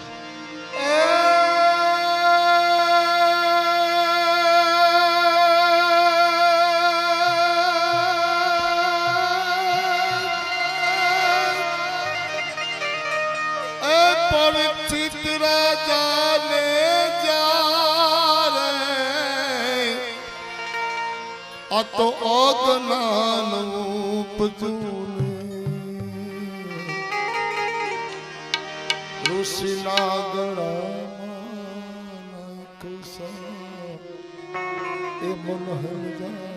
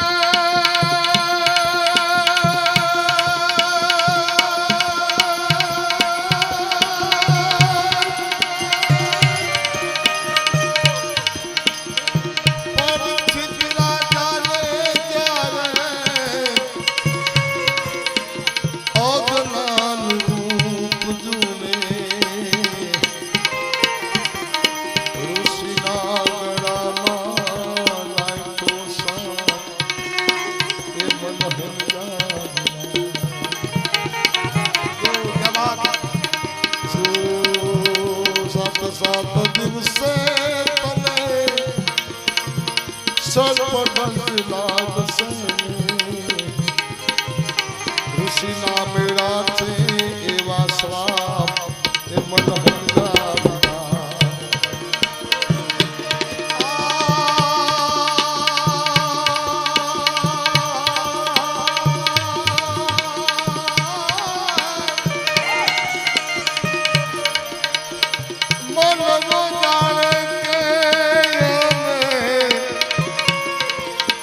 सारा काम कर सुने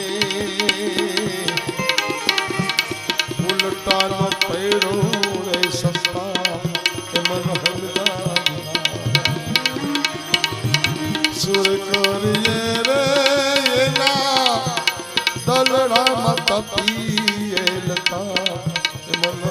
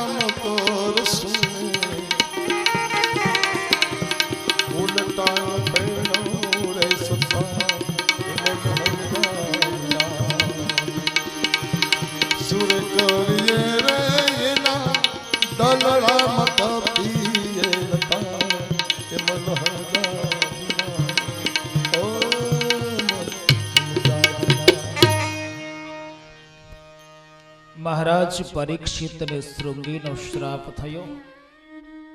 પરીક્ષિત મહારાજ હસ્તિનાપુરની અંદર પરત પાછા પધાર્યા. આ બાજુ શૃંગી પોતાના આશ્રમની અંદર કુટિયાની અંદર આવે. સમીક તો હજી ધ્યાનની અંદર બેઠા છે. ગળાની અંદર મરેલો સર્પ શૃંગી આવી અને રોવે, રોકકડ કરે. સમીક જાયગા કહ્યું, બેટા શા માટે રડશ? અરે પિતાજી, કોઈ અજાણ્યો રાજા આવી અને તમારા ગળાની અંદર મરેલો સર્પ નાખી અને ગયો છે, એના કારણે હું રડું છું. પણ પિતાજી, તમારા ગળાની અંદર જેને સર્પ નાખ્યો છે એ રાજાને મેં આજ મૃત્યુનો દંડ દીધો છે.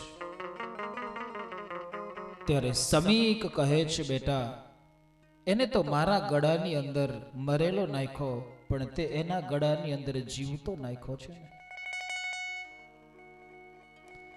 જા બેટા, જે હોય તે એની પાસે જા અને કહી દે કે આજથી 7 દિવસે તારું મોત છે. હવે આ બાજુ મહારાજ પરીક્ષિત જ્યારે રાજ્યની અંદર આવે, અનીતિના દ્રવ્યનું ઉપાર્જન કરેલો જે મુગટ હતો એ મુગટને મસ્તક ઉપરથી નીચે ઉતારે. એના બુદ્ધિના વિચારો ભક્તો બદલાઈ ગયા. એને થયું, કરે રે, અમારા પાંડવ વંશની અંદર મારા જેવો કોઈ નરાધમ નહીં હોય કે મેં એક ઋષિનું અપમાન કર્યું. કેમ મારી બુદ્ધિની અંદર આવા વિચારો આવ્યા? મહારાજ પરીક્ષિતને મનની અંદર બહુ જ દુઃખ થયું, શોક થયો. કે ખરેખર મારાથી આ ખરાબ થયું, અને આમ હજી પોતાથી કરેલા પાપનો પશ્ચાતાપ કરે છે, રડે છે. અને એ જ વખતે સમીકના દીકરા શૃંગી પોતાના રાજ્યની અંદર આવી અને ચેતવે છે કે હે રાજન, તે મારા પિતાજીના ગળાની અંદર મરેલો સર્પ નાખ્યો છે, પણ આજ હું ઋષિનો બાળક છું, તપોધની બાપનો બાળક છું, એટલે મેં પણ તમને મૃત્યુ દંડ આપ્યું છે કે આજથી 7મા દિવસે તમારું મોત તક્ષક નાગથી થશે. ત્યારે મહારાજ પરીક્ષિતને થયું કે નહીં, એને હું લાયક છું, મને દંડ મળવો જોઈએ.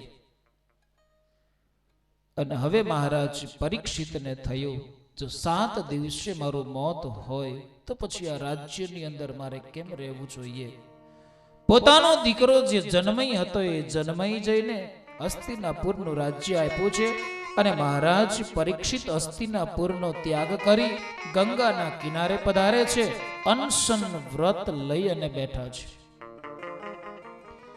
અનશન વ્રત લઈને બેઠેલા મહારાજ પરીક્ષિત આજ સાધુ સંતોની સામે જઈ અને 2 હાથ જોડીને સાધુ સંતોને એમ કહે છે કે હે બાપજી, આજથી 7 દિવસે મારું મોત છે, તો મને મોતમાંથી ઉગારવા માટેનો કોઈ યત્ન બતાવો, કોઈ રસ્તો બતાવો. કોઈ સાધુ સંતો એને હા ન પાડે.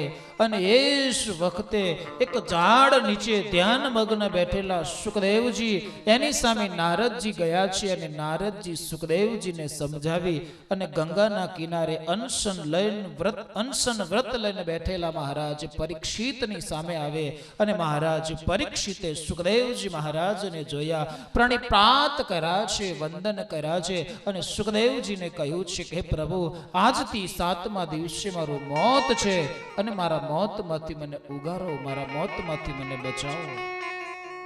ત્યારે સુખદેવજીએ કહ્યું છે કે અરે રાજન, એમાં ચિંતા શું કરસ, આવી જા મારી સામે, 7મા દિવસે હું તને મોતમાંથી મુક્તિ આપીશ. અને સુખદેવ અને પરીક્ષિત મહારાજનો ભક્તો હવે સંવાદ થશે. તો પરીક્ષિત મહારાજે પ્રથમ સ્કંદના અંત ભાગની અંદર પ્રશ્ન કર્યો, પુરુષસ્ય યત કાર્ય મ્રિયમણસ્ય સર્વથા પ્રેત શ્રોતવ્યમ જાપ્યમ યત કર્તવ્યમ નૃભિ પ્રભુ. આજ પરીક્ષિત મહારાજે સુખદેવજીને પ્રશ્ન કર્યો. અને સુખદેવજી મહારાજ પરીક્ષિત મહારાજને પૂછેલા પ્રશ્નનો જવાબ એ ભાગવતજીના 2ય સ્કંદમાં આપશે. તો અત્યારે પ્રથમ સ્કંદને ભગવાન શ્રી કૃષ્ણના શ્રી ચરણોની અંદર અર્પિત કરીએ. વાંગમય પુષ્પ. ઇતિ શ્રીમદ્ભાગવતે વૈયાશિક્યમ અષ્ટાદશસહસ્ત્રયમ પરમહંસ્યમ સહિતયમ પ્રથમ સ્કંદે શુકાગમન 19મો અધ્યાય. ઇતિ પ્રથમ સ્કંદ વિરામ. પ્રથમ સ્કંદનો વાંગમય પુષ્પ ભગવાનના શ્રી ચરણોની અંદર સમર્પિત કરી અને ભાગવતજીના 2ય સ્કંદનો ભક્તો આપણે પ્રારંભ કરીએ. ભાગવતજીના 2ય સ્કંદનો પ્રારંભ કરતા ભાગવતજીનો 2ય સ્કંદ એ ભક્તો સાધન લીલા છે. અત્યાર સુધી તો એક કથા ચાલતી, એક કથાનો પ્રવાહ ચાલતો સુત પુરાણી અને શૌનકાદિક ઋષિઓનો. પણ હવે બીજો પ્રવાહ વહેવા માટે આગળ વહી રહ્યો છે. અને એ પ્રવાહની અંદર સુખદેવજી મહારાજ અને પરીક્ષિત હશે. તો આજે ગંગાના કિનારે સંત વૃંદ મહારાજ પરીક્ષિત અને અનેક સંત વૃંદ સુખદેવજીની સામે બેઠા છે. અને આજ સુખદેવજીની સામે બેઠેલા શ્રોતાજનો જાણે સુખદેવજીની જીભ ઉપર લટકતા ન હોય એવું લાગતું. અને સમસ્ત શ્રોતાઓ સુખદેવજીની વાણી સાંભળવા માટે તત્પર છે. ક્યારે સુખદેવજી મહારાજ અમને ઉદ્બોધન કરે, ક્યારે સુખદેવજીની વાણીનો અમને લાભ મળે. સુખદેવજી મહારાજ કહે છે કે હે રાજન, તે મને પ્રશ્ન કર્યો કે મરણ સન્મુખ વ્યક્તિએ વરિષ્યાનેશ તે પ્રશ્ન કૃતો લોકમ હિતમ રૂપમ આત્મવિસ્મંત પુંસમ શ્રોતવ્ય દિવ્ય પર. પ્રથમ સ્કંધના અંત ભાગની અંદર પરીક્ષિત મહારાજે જે પ્રશ્ન પૂછ્યો છે એનો જવાબ સુખદેવજી મહારાજ દ્વિતીય સ્કંધના પ્રારંભમાં આપે છે. મહારાજ પરીક્ષિત એવો પ્રશ્ન કર્યો કે મરણાંત સન્મુખ જે માણસો હોય એ મરણાંત સમયે માણસે શું કરવું જોઈએ? બોલો, આવો પ્રશ્ન હજી સુધી તમે કોઈએ સાધુને પૂછ્યો છે કે અમે મરણ સન્મુખ હોય ત્યારે અમારે શું કરવું? અને સાચે સાચું કહેજો, મરવાનું કોઈને યાદ આવે છે? આટલા બધા માણસો બેઠા છો, તમને ક્યારેય મરવાનું યાદ આવ્યું? ફરવાનું યાદ આવે, ખાવાનું યાદ આવે, જોવાનું યાદ આવે, સાંભળવાનું યાદ આવે, પણ મરવાનું કોઈને યાદ આવે છે? ચાલો આપણે મરી જવું છે, બધાને જીવવું છે. અને ભાઈ આવી સાહેબી મૂકીને કોને મરી જવું ગમે? બોલો, આપણે તો જવું નથી. જો નો લઈ જાય ને તો તમારે જવું છે બધાને. આ જો કેવી સરસ મજાની વ્યાસ ગાદી બનાવેલી છે, તમારા જેટલા શ્રોતા સાંભળવા વાળા છે, આવો સરસ માનવ મેરામણ મૂકીને જવું ક્યાં? તમારે જવું છે? કોઈને ઊંચી આંગળી કરો તો કોને જવું છે? તો આજ મરણ સન્મુખ વ્યક્તિ ક્યારેય પણ પ્રશ્ન નથી કરતી કે મરણ સન્મુખ ગયેલા માણસે શું કરવું. તો એ પ્રશ્ન આજ મહારાજ પરીક્ષિતે કર્યો છે. કારણ કે મહારાજ પરીક્ષિતને 7 દિવસની અંદર મોત છે, અને આપણું હજી 70 વર્ષ થઈ ગયા, કોઈને 80 વર્ષ હશે. તો પરીક્ષિત મહારાજનું મોત નજીક દેખાય છે. અને મહારાજ પરીક્ષિતે પ્રશ્ન કર્યો છે ને મારું અને તમારું પ્રતિનિધિત્વ સ્વીકારીને પ્રશ્ન કર્યો છે. માત્ર એના માટે પ્રશ્ન નથી, સમગ્ર જગત માટે એને પ્રશ્ન કર્યો છે. કારણ કે રાજવી પુરુષ છે, અને રાજવી પુરુષ એ તો પ્રજા હિતનું કાર્ય કરવા માટે માંગતા હોય, એટલે માત્ર એના માટેનો પ્રશ્ન નથી. એ પ્રશ્ન એ તો પોતાના સમગ્ર માનવ જાતિ માટેનો પ્રશ્ન છે કે મરણાંત સન્મુખ ગયેલી વ્યક્તિએ શું કરવું જોઈએ? મરણ સન્મુખ વ્યક્તિએ શું સાંભળવું જોઈએ, શું સંભાળવું જોઈએ, અને શું સંઘરવું જોઈએ? સુખદેવજી કહે છે કે રાજન, આપણને બધાને ખબર છે કે એક દિવસ મરી જવાનું છે. બોલો, સૌ જાણે છે કે એક દિવસ મરી જવાનું છે. મૃત્યુ એ અનિવાર્ય છે, મૃત્યુ એ નિશ્ચિંત છે, મૃત્યુ એ અભિશાપ છે, મૃત્યુ એ આશીર્વાદ. મૃત્યુ એ અભિશાપ નથી, મૃત્યુ એ આશીર્વાદ છે. બધાને ખબર છે કે મરી જવાનું છે. મહારાજ સિકંદર જેવા જો આજ આટલી બધી રાજ સમૃદ્ધિ ઉપર બેઠા હોય, જે બાહુબળથી મેળવું તેને ભોગવી ન શકો, એવા સિકંદર જેવાને પણ ભક્તો મરવાનો હોય, તો પછી બધાને મરવા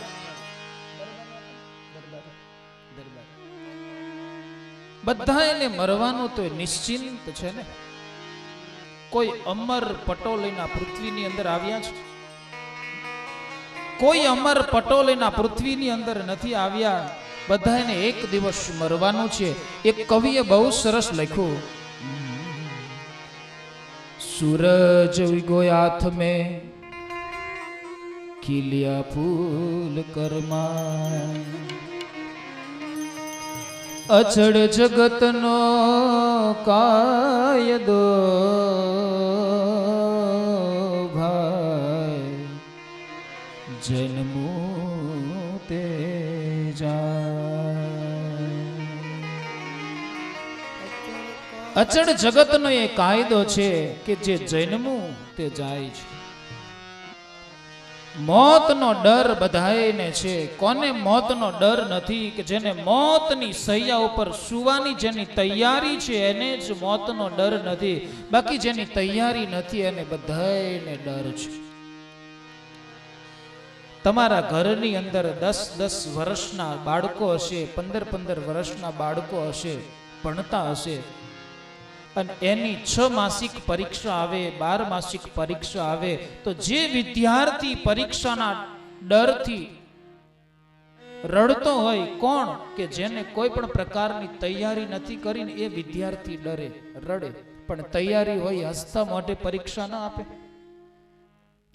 એમ મોતની શૈયા ઉપર સુવા માટે જેની તૈયારી હોય ને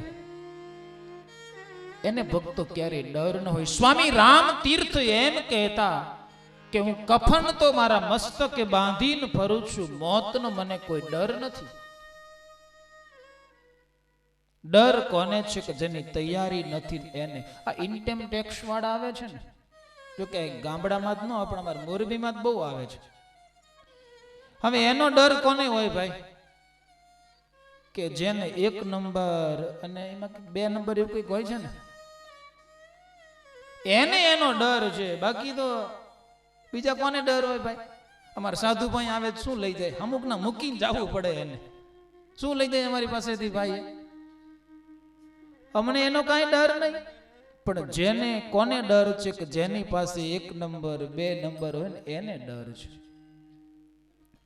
તો આજે મોતની સૈયા ઉપર સુવા માટે બધાની તૈયારી હોવી જોઈએ. મોત, મૃત્યુ એ તો જીવનનો એક મંગલ અવસર છે.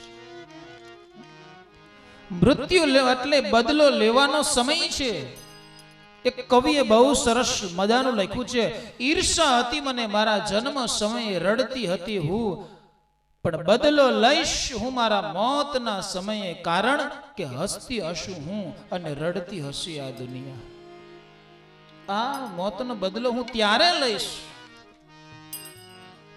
એટલે મોત છે ને એનાથી ભક્તો ક્યારેય ડરવું નહીં. સંતોએ મોત માટે બહુ સરસ મજાનું લખ્યું છે, મૃત્યુ એટલે 2 ભવ વચ્ચેનો પુલ છે.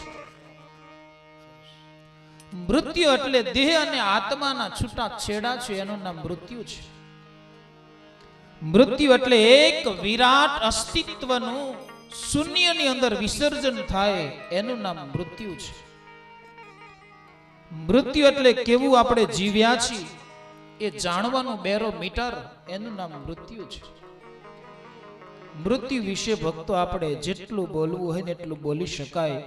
મૃત્યુ એટલે ઇમારતને ક્ષણમાં ધરાશય કરી અને વિનાશક કરતો એક ધરતી કંપ, એનું નામ ભક્તો મૃત્યુ છે. મૃત્યુ માટે આપણે શું કરીએ? બસ મૃત્યુની શૈયા પર સુવા માટેની તૈયારી કરવી. એટલે તો મીરાબાઈએ બહુ સરસ મજાનું કહ્યું છે કે મરી જાવું માયા મેલી, મરી જાવું કોઈ બનાવે બાગ બગીચા, કોઈ બનાવે હવેલી, ભાઈ મરી જાવું માયા મેલી, મરી જાવું. આ મીરાબાઈના શબ્દ છે કે એક દિવસ તો મરી જવાનું છે. બધા પ્રેમથી બોલો બધા. કે તારે એક દિન જાવું પડશે, હરે તારે એક દિન જાવું પડશે, હરે તારે એક દિન જાવું પડશે, તારે એક દિન જાવું પડશે, કરમ તન તારા નડશે, કરમ તન તારા નડશે જીવનડા.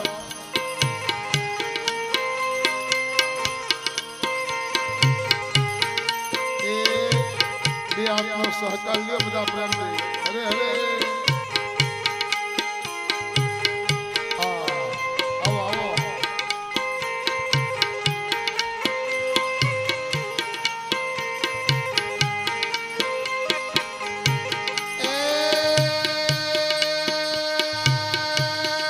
હરે તારે એક દિન જાવું પડશે, હરે તારે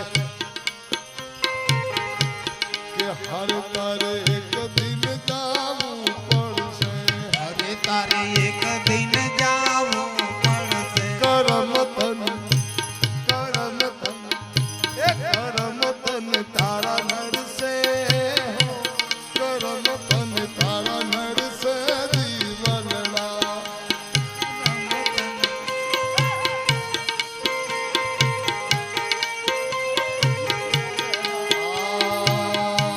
કે હર તું તો બાંધી મુઠીએ આવ્યો, તું બાંધી મુઠીએ આવ્યો, હર તું તો બાંધી મુઠીએ આવ્યો, તું તો બાંધી મુઠીએ આવ્યો, માયાએ તન ભરમાયો, માયાએ તન ભરમાયો જીવનડા.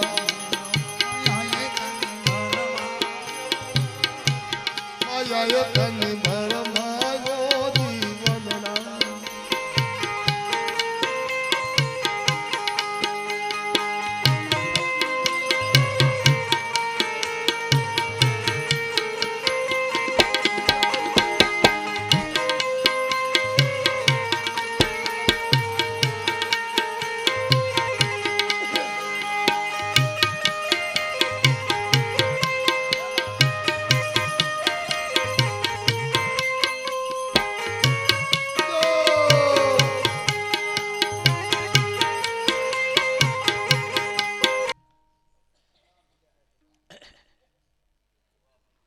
ડોહા બધે લોટકા આવ્યો મારા થાકતા નથી.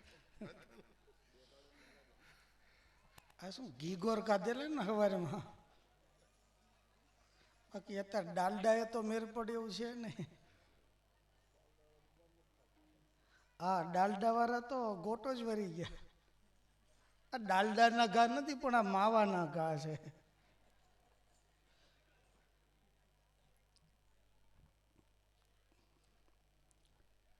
દ્વિતીય સ્કંદના પ્રારંભમાં હવે આપણી પાસે સૂત પુરાણી સૌનકાદી ઋષિઓ, સુખદેવજી અને પરીક્ષિત મહારાજ, ભાગવતનો આપણે પ્રારંભ કરીએ. દ્વિતીય સ્કંદના પ્રારંભે જો કે પરીક્ષિત મહારાજે પ્રથમ સ્કંદના અંત ભાગની અંદર પ્રશ્ન કર્યો કે મરણાસન્ન વ્યક્તિએ કિમ કર્તવ્યમ, કિમ સ્મર્તવ્યમ, કિમ શ્રોતવ્યમ, પુરુષસ્યેહ મ્રિયમાણસ્ય, જે મૃત્યુની નજીકમાં પહોંચ્યો છે એને શું કરવું જોઈએ. એટલે આમાંથી 90% મૃત્યુની નજીકમાં છે. છતાં એક એમ ન થાય કે આપણે મરી જવું, એમ તો એક ન કરે મરજી. હવને ઢળિયા કરવા વાલા લાગે ભાઈ.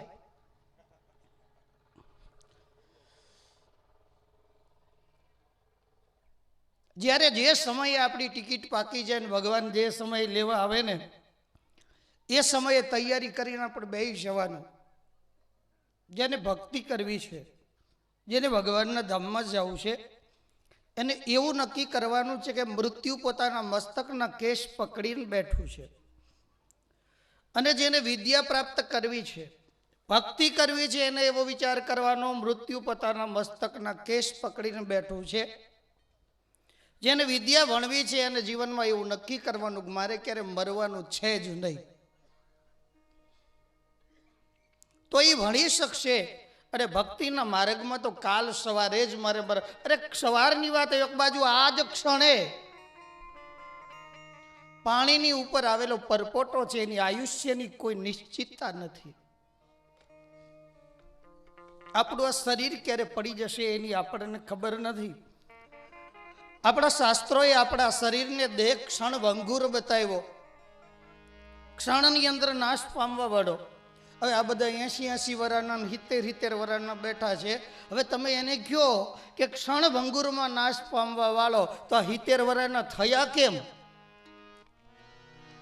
જન્મી અને માણસ મરતો નથી ને, પણ મૃત્યુ એક અનિવાર્ય ઘટના છે કે એને ક્યારેય નિવારી શકાતી નથી. માણસના ગમે તે ઉંમરે તેડા આવે ત્યારે એને તૈયારી રાખવી જ પડે છે. તો આજે દ્વિતીય સ્કંદના પ્રારંભમાં સુખદેવજી પરીક્ષિતને કહે છે કે રાજન, વર્યને સતે પ્રશ્ન કૃતો લોક હિતમ દ્રુપ. હે રાજન, તે સુંદર મજાનો પ્રશ્ન કર્યો સર્વ લોકના હિત માટેનો આ તારો પ્રશ્ન. આત્મવિદ સંમત પુંસમ શ્રોતવ્યાદિશુ યઃ પર. આત્મવિદ પુરુષોએ જે સાંભળવું જોઈએ એ તે પ્રશ્ન કર્યો છે. તો રાજન, આજથી 7મા દિવસે તારું મોત છે. પરીક્ષિત મહારાજના માટે એક વાર, એક તિથિ, એક તારીખ નક્કી થઈ ચૂકી હતી કે આજથી 7મા દિવસે મોત છે. તો આપણા મૃત્યુની આખીર ડેટ કઈ છે આપણે હજુ નક્કી કર્યા નથી ને. પરીક્ષિતને તો નક્કી જ હતું 7મા દિવસે મરવાનું છે, એટલે એને પાડ તો બાંધી, અને આપણા માટે કોઈ નિશ્ચિત તારીખ નથી, એટલે પરીક્ષિત કરતા પણ આપણે 10 ગણી તૈયારીઓ કરવી પડશે. આપણી ખબર જ નથી ક્યારે જવાર, ઓને ખબર પડી ગઈ હતી ને. જો ભાગવતની મજા, પરીક્ષિત મહારાજ સુખદેવની સામે આવે, હજારો ઋષિઓને એને કહ્યું છે કે આજથી 7મા દિવસે મારું મોત, તો મૃત્યુના મુખમાંથી હું ઉગરું ને એવો મને કોઈ ઉપાય બતાવો. ત્યારે સાધુ સંતો અને ઋષિઓએ કીધું કે રાજન, તારી આગળ 6 મહિના હોત ને તો તારી આ પાડ બાંધી આપત. તારી આગળ 7 દિવસ, કોઈએ 3 મહિના, કોઈએ 1.5 મહિનો, કોઈએ 15 દિવસની અવધિઓ આપી, પણ કોઈએ પરીક્ષિતનો હાથ 7 દિવસમાં ન પકડો. આખિર સુખદેવજી મહારાજ આવ્યા, એટલે સુખદેવજી મહારાજે પરીક્ષિત રાજાને કીધું કે રાજન, એક મુચકુંદ રાજા જો 2 ઘડીમાં મૃત્યુને ઉગારી જતો હોય તો તારી આગળ તો અનંત ઘડીઓ છે. 7 દિવસ મૃત્યુને સુધારવા માટે ભગવાને તને આપ્યા છે. તો સમીક પુત્ર શૃંગીનો શ્રાપ છે કે જેને મર્યાદાનું ઉલ્લંઘન કરવી હતી. લંઘિત મર્યાદામ તક્ષક સપ્તમે હની, આ ભાગવતનો શ્લોક, કે જેને આ મર્યાદાનું ઉલ્લંઘન કર્યું છે એવા વ્યક્તિને આજથી 7મા દિવસે તક્ષક નાગથી એનું મોત થાવ. તો પરીક્ષિત રાજાને 7મા દિવસે મોત મળે. તો પરીક્ષિત હસ્તિનાપુરમાં આવ્યા, સમીક પુત્ર શૃંગી આવી સમાચાર આપ્યા કે આજથી 7મા દિવસે તમારું મોત છે. પરીક્ષિત રાજા એને વધાવી લીધા, અને પરીક્ષિતે પોતાના પુત્ર જન્મેન્દ્રને ગાદી આપી. તો ભાગવત એવું બોલે છે કે પરીક્ષિત મહારાજા 60 વર્ષે યુવાન હતા. પરીક્ષિતે અનુસનનો ત્યાગ કર્યો, રાજ્યાસન છોડ્યું. એ 25 કે 30 વર્ષના હતા નથી છોડ્યું. શું કરવા? કે એનો પુત્ર રાજગાદીને યોગ્ય બન્યો છે. એટલે 20-22 વર્ષના તો જન્મે જ જઈને માનો. તો પરીક્ષિત મહારાજા 60 વર્ષે ભાગવતમાં યુવાન છે, અને આજે 35 વર્ષે ગરડા થઈ ગયા છે. 35 યર ઓલ્ડ મેન, 35 વર્ષનો ગરડો, અને આ 75 વર્ષના અમારા જુવાનિયા જો 75 યર યંગ મેન, અને ઓલા ઓલ્ડ મેન છે. તો પરીક્ષિત મહારાજ 60 વર્ષે યુવાન છે. રાજ્યાસન છોડે, 7 દિવસે એનું મોત હોય. શૃંગીએ સમાચાર આપ્યા, પરીક્ષિતે અનુસન લીધા, જન્મેન્દ્રને ગાદી સોંપી, અને પછી ગંગાના કિનારે આવ્યા. એટલે હસ્તિનાપુરની બાજુમાં તો યમુના છે, પરીક્ષિત ગંગાના કિનારે આવ્યા છે, અને ગંગા છે હરિદ્વારમાં છે. તો પરીક્ષિતને હસ્તિનાપુરથી હરિદ્વાર આવવું એટલે 200 કિલોમીટરનું અંતર, એ 2 મિનિટમાં થોડો પરીક્ષિત પહોંચી જાય. એટલે આવતાય સમયગાળો લાગ્યો હોય. અને ત્યાં આવ્યા પછી જેટલા ઋષિઓને મળ્યા છે, ત્યારે સુખદેવજી આજે પરીક્ષિત મહારાજે હર ઋષિને કહ્યું છે કે આજથી 7મા દિવસે મારું મોત. હજુ જેમ જેમ આગળ વધતા જાય એમ 7 જ દિવસ પરીક્ષિત આગળ છે. લ્યો, તો રાજ્યાસન આપ્યું, આ ગંગાને કિનારે આવ્યા. આ બધા દિવસો ગયા ક્યાં? તમને કક્કો આવડે છે ને બધાને, ડોક્ટર? તો બોલો લ્યો, આપણા કક્કા કેવા હતા? જ્યારે તમે બધા વયોવૃદ્ધો ભણ્યા છો સ્કૂલની અંદર, ત્યારે આપણને કક્કો ભણાવવામાં આવતો, ત્યારે શિક્ષક બોલતા ક કલમનો ક, ખ ખડિયાનો ખ, અને લખવાની શરૂઆત થાય એટલે કોઈ પણ કાર્યનો આપણે પ્રારંભ કરીએ છીએ એટલે વિઘ્ન વિનાયક દેવની યાદ કરીએ. એટલે પહેલા અક્ષરની શરૂઆત શું થાય? ગ, ગણપતિનો ગ, અને પછી ઘ, ઘરનો ઘ, યા તો ઘનશ્યામનો ઘ. પછી જે તે અક્ષર આવે એ આપણા દેવ ઉપર, આપણી જિંદગીમાં ક્યાંક ઉપયોગ આવે એવા હતા કક્કા. અને હવે કક્કો કેવો આવ્યો? ક કજાયતનો ક, ખ ખાલી ખ, ગ ગધેડાનો ગ. ગણપતિની જગ્યાએ ગધેડા આવી ગયા ને, એટલે લાતું જ મારે ને છોકરા. તમારા ઘરમાં જો છોકરા ટાંટિયા ઉલાડતા જોઈ અવડા અવડા. शुरुआत अपने घर से हो गई है लात मारने की. આપણે શરૂઆત બહુ ખરાબ કરી છે. એટલે આપણું ભણતર આજે ફરી જ ગયું છે ને. અને પહેલેની તમે કવિતા જોઈ લ્યો અને આજની કવિતા જુઓ. કાળીડી કૂતરી 4 ગલુડિયા, 2 કારાન ધોરા, પણ એમાં બાપાનું વરે હું કડવા કારેલાના ગુણ ન હોય કડવા હો જીરે.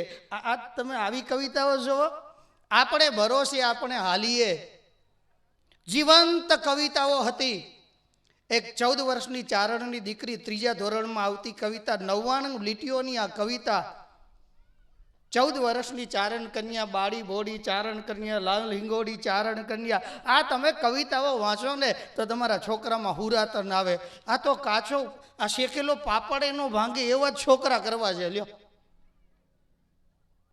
જૈનમાં ત્યારથી માયકાંગલા એમ તમે તમારા છોકરાને શિક્ષા આપો છો. એટલે સ્કૂલના જે ભણતરો, ઘરમાંથી અપાતા સંસ્કારો, એની પ્રણાલિકાઓ આખી પરિવર્તનના દોર ઉપર ચાલી ગઈ. આપણને પશ્ચિમી સંસ્કૃતિ ગમે. અમારું હર બાળક છે ને એ અમેરિકન સિસ્ટમ ઉપર ચાલવું જોઈએ, ક્રિશ્ચિયન સિસ્ટમ ઉપર ચાલવું જોઈએ. અમારો છોકરો ઇંગ્લિશ બોલતો હોવો જોઈએ. અમારો છોકરો છે ને આમ હાઈ ટેકનોલોજી પ્રોફાઇલ હોવો જોઈએ. આમ હાઈલો જતો હોય તો અમારો છોકરો આમ. અને હાલવાનું થોડું ઇંગ્લિશમાં છે. તમારો છોકરો ઇંગ્લિશમાં ખાય છે, તમારો છોકરો હશે તો ઇંગ્લિશમાં હશે છે, એનું લાફિંગ ઇંગ્લિશમાં છે, ખાવાનું ઇંગ્લિશમાં છે. એ તો આપણી ક્રિયાઓ તો આપણી ભાષામાં ને આપણી ઓરિજિનલ નેચરલતામાં જ રહેવી જોઈએ. આજે આજના સંતાનોને સોમ મંગળ બુધ ગુરુ શુક્ર આવડતા નથી. કારતક માગસર પોષમાં ફાગણ ચૈત્ર વૈશાખી આવડતા નથી. અને એને આવડશે સન્ડે, મંડે, ટ્યુઝડે, વેડન્સડે. આ બાજુ જાન્યુઆરી, ફેબ્રુઆરી, માર્ચ 1, 2, 3. એટલે હવે અમે વનથી ગયા છીએ. એમ 1, 2 વનથી ગયા કોને કહેવાય? વિચાર તો કરો આપણી પરંપરા. આપણે આજે આપણા આ ગણિતના ક્રમ છે ને, 5 વર્ષનો બાળક થાય એટલે 5 એને આંચ આવે. 10 વર્ષનું સંતાન થાય એટલે 10 એને દિશા સૂજે.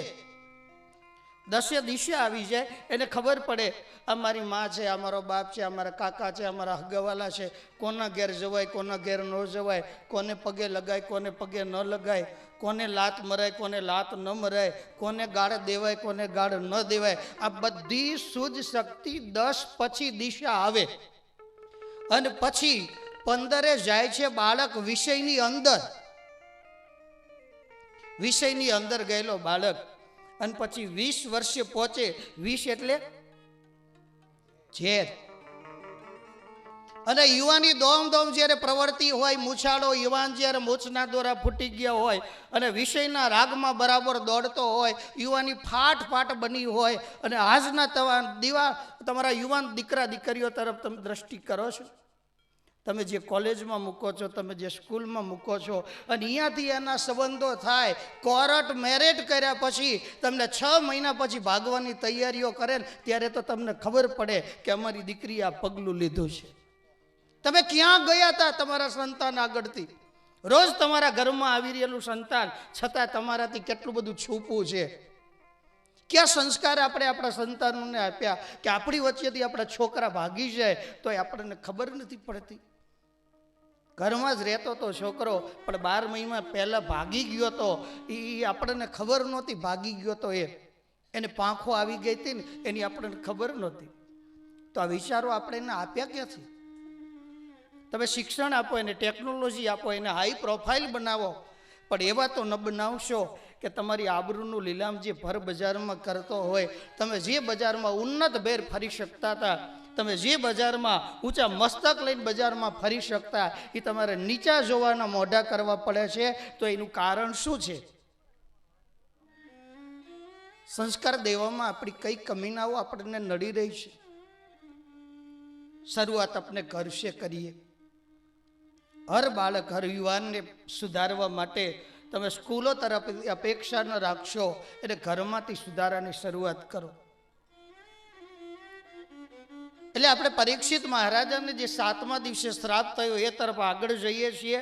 એટલે હું તમને કક્કા ઉપર એટલા માટે લઈ જાઉં છું, ભણતર ઉપર એટલા માટે ગયો છું કે ત્યારનો કક્કો ને આજનો કક્કો, તમારી ગુજરાતીમાં બોલાતા કક્કા, ઈ ક કલમનો ખ, ખ ખડિયાનો ખ, ગ ગણપતિનો ગ, આવી રીતે કક્કા ભણાવવામાં આવતા. અને અમારા સંસ્કૃતની અંદર કખ ગંગ યંગ ચસજ ય ટટ ડન તથ દન પપ બ મ, આમ ઊભો બોલવાનું તો ઊભોય બોલાય, કચટ બ ખચટ બ ગજડ બ યંગ્યણ નમ. આ તમે બધી રીતે બોલો, આડો અવરો બધી રીતે બોલાય. લ્યો, તમને આવડે છે આખો કક્કો? બોલો લ્યો, એકે ના આવડતો હોય. ભાઈ આ આપણા કક્કાની મજા છે, આમાંથી આપણી ભાષા છે. હવે જો પરીક્ષિત રાજાને 7મા દિવસે મૃત્યુ, ઇતિ લંઘિત મર્યાદામ તક્ષક સપ્તમે હની, જેને આ મર્યાદાનું ઉલ્લંઘન કર્યું છે એને આજથી 7મા દિવસે એનું મોત થાવ. એટલે સપ્તમે હની, સપ્ત એટલે 7, મે એટલે 5, 7 વત્તા 5 બરાબર કેટલા થયા? 12. પરીક્ષિત રાજાનું મૃત્યુ કેટલામાં દિવસે છે? 12મા દિવસે. 7 તો છે, સપ્તમે હની, સપ્ત એટલે 7 થયા, મે એટલે 5. હવે મે એટલે 5 કેવી રીતે?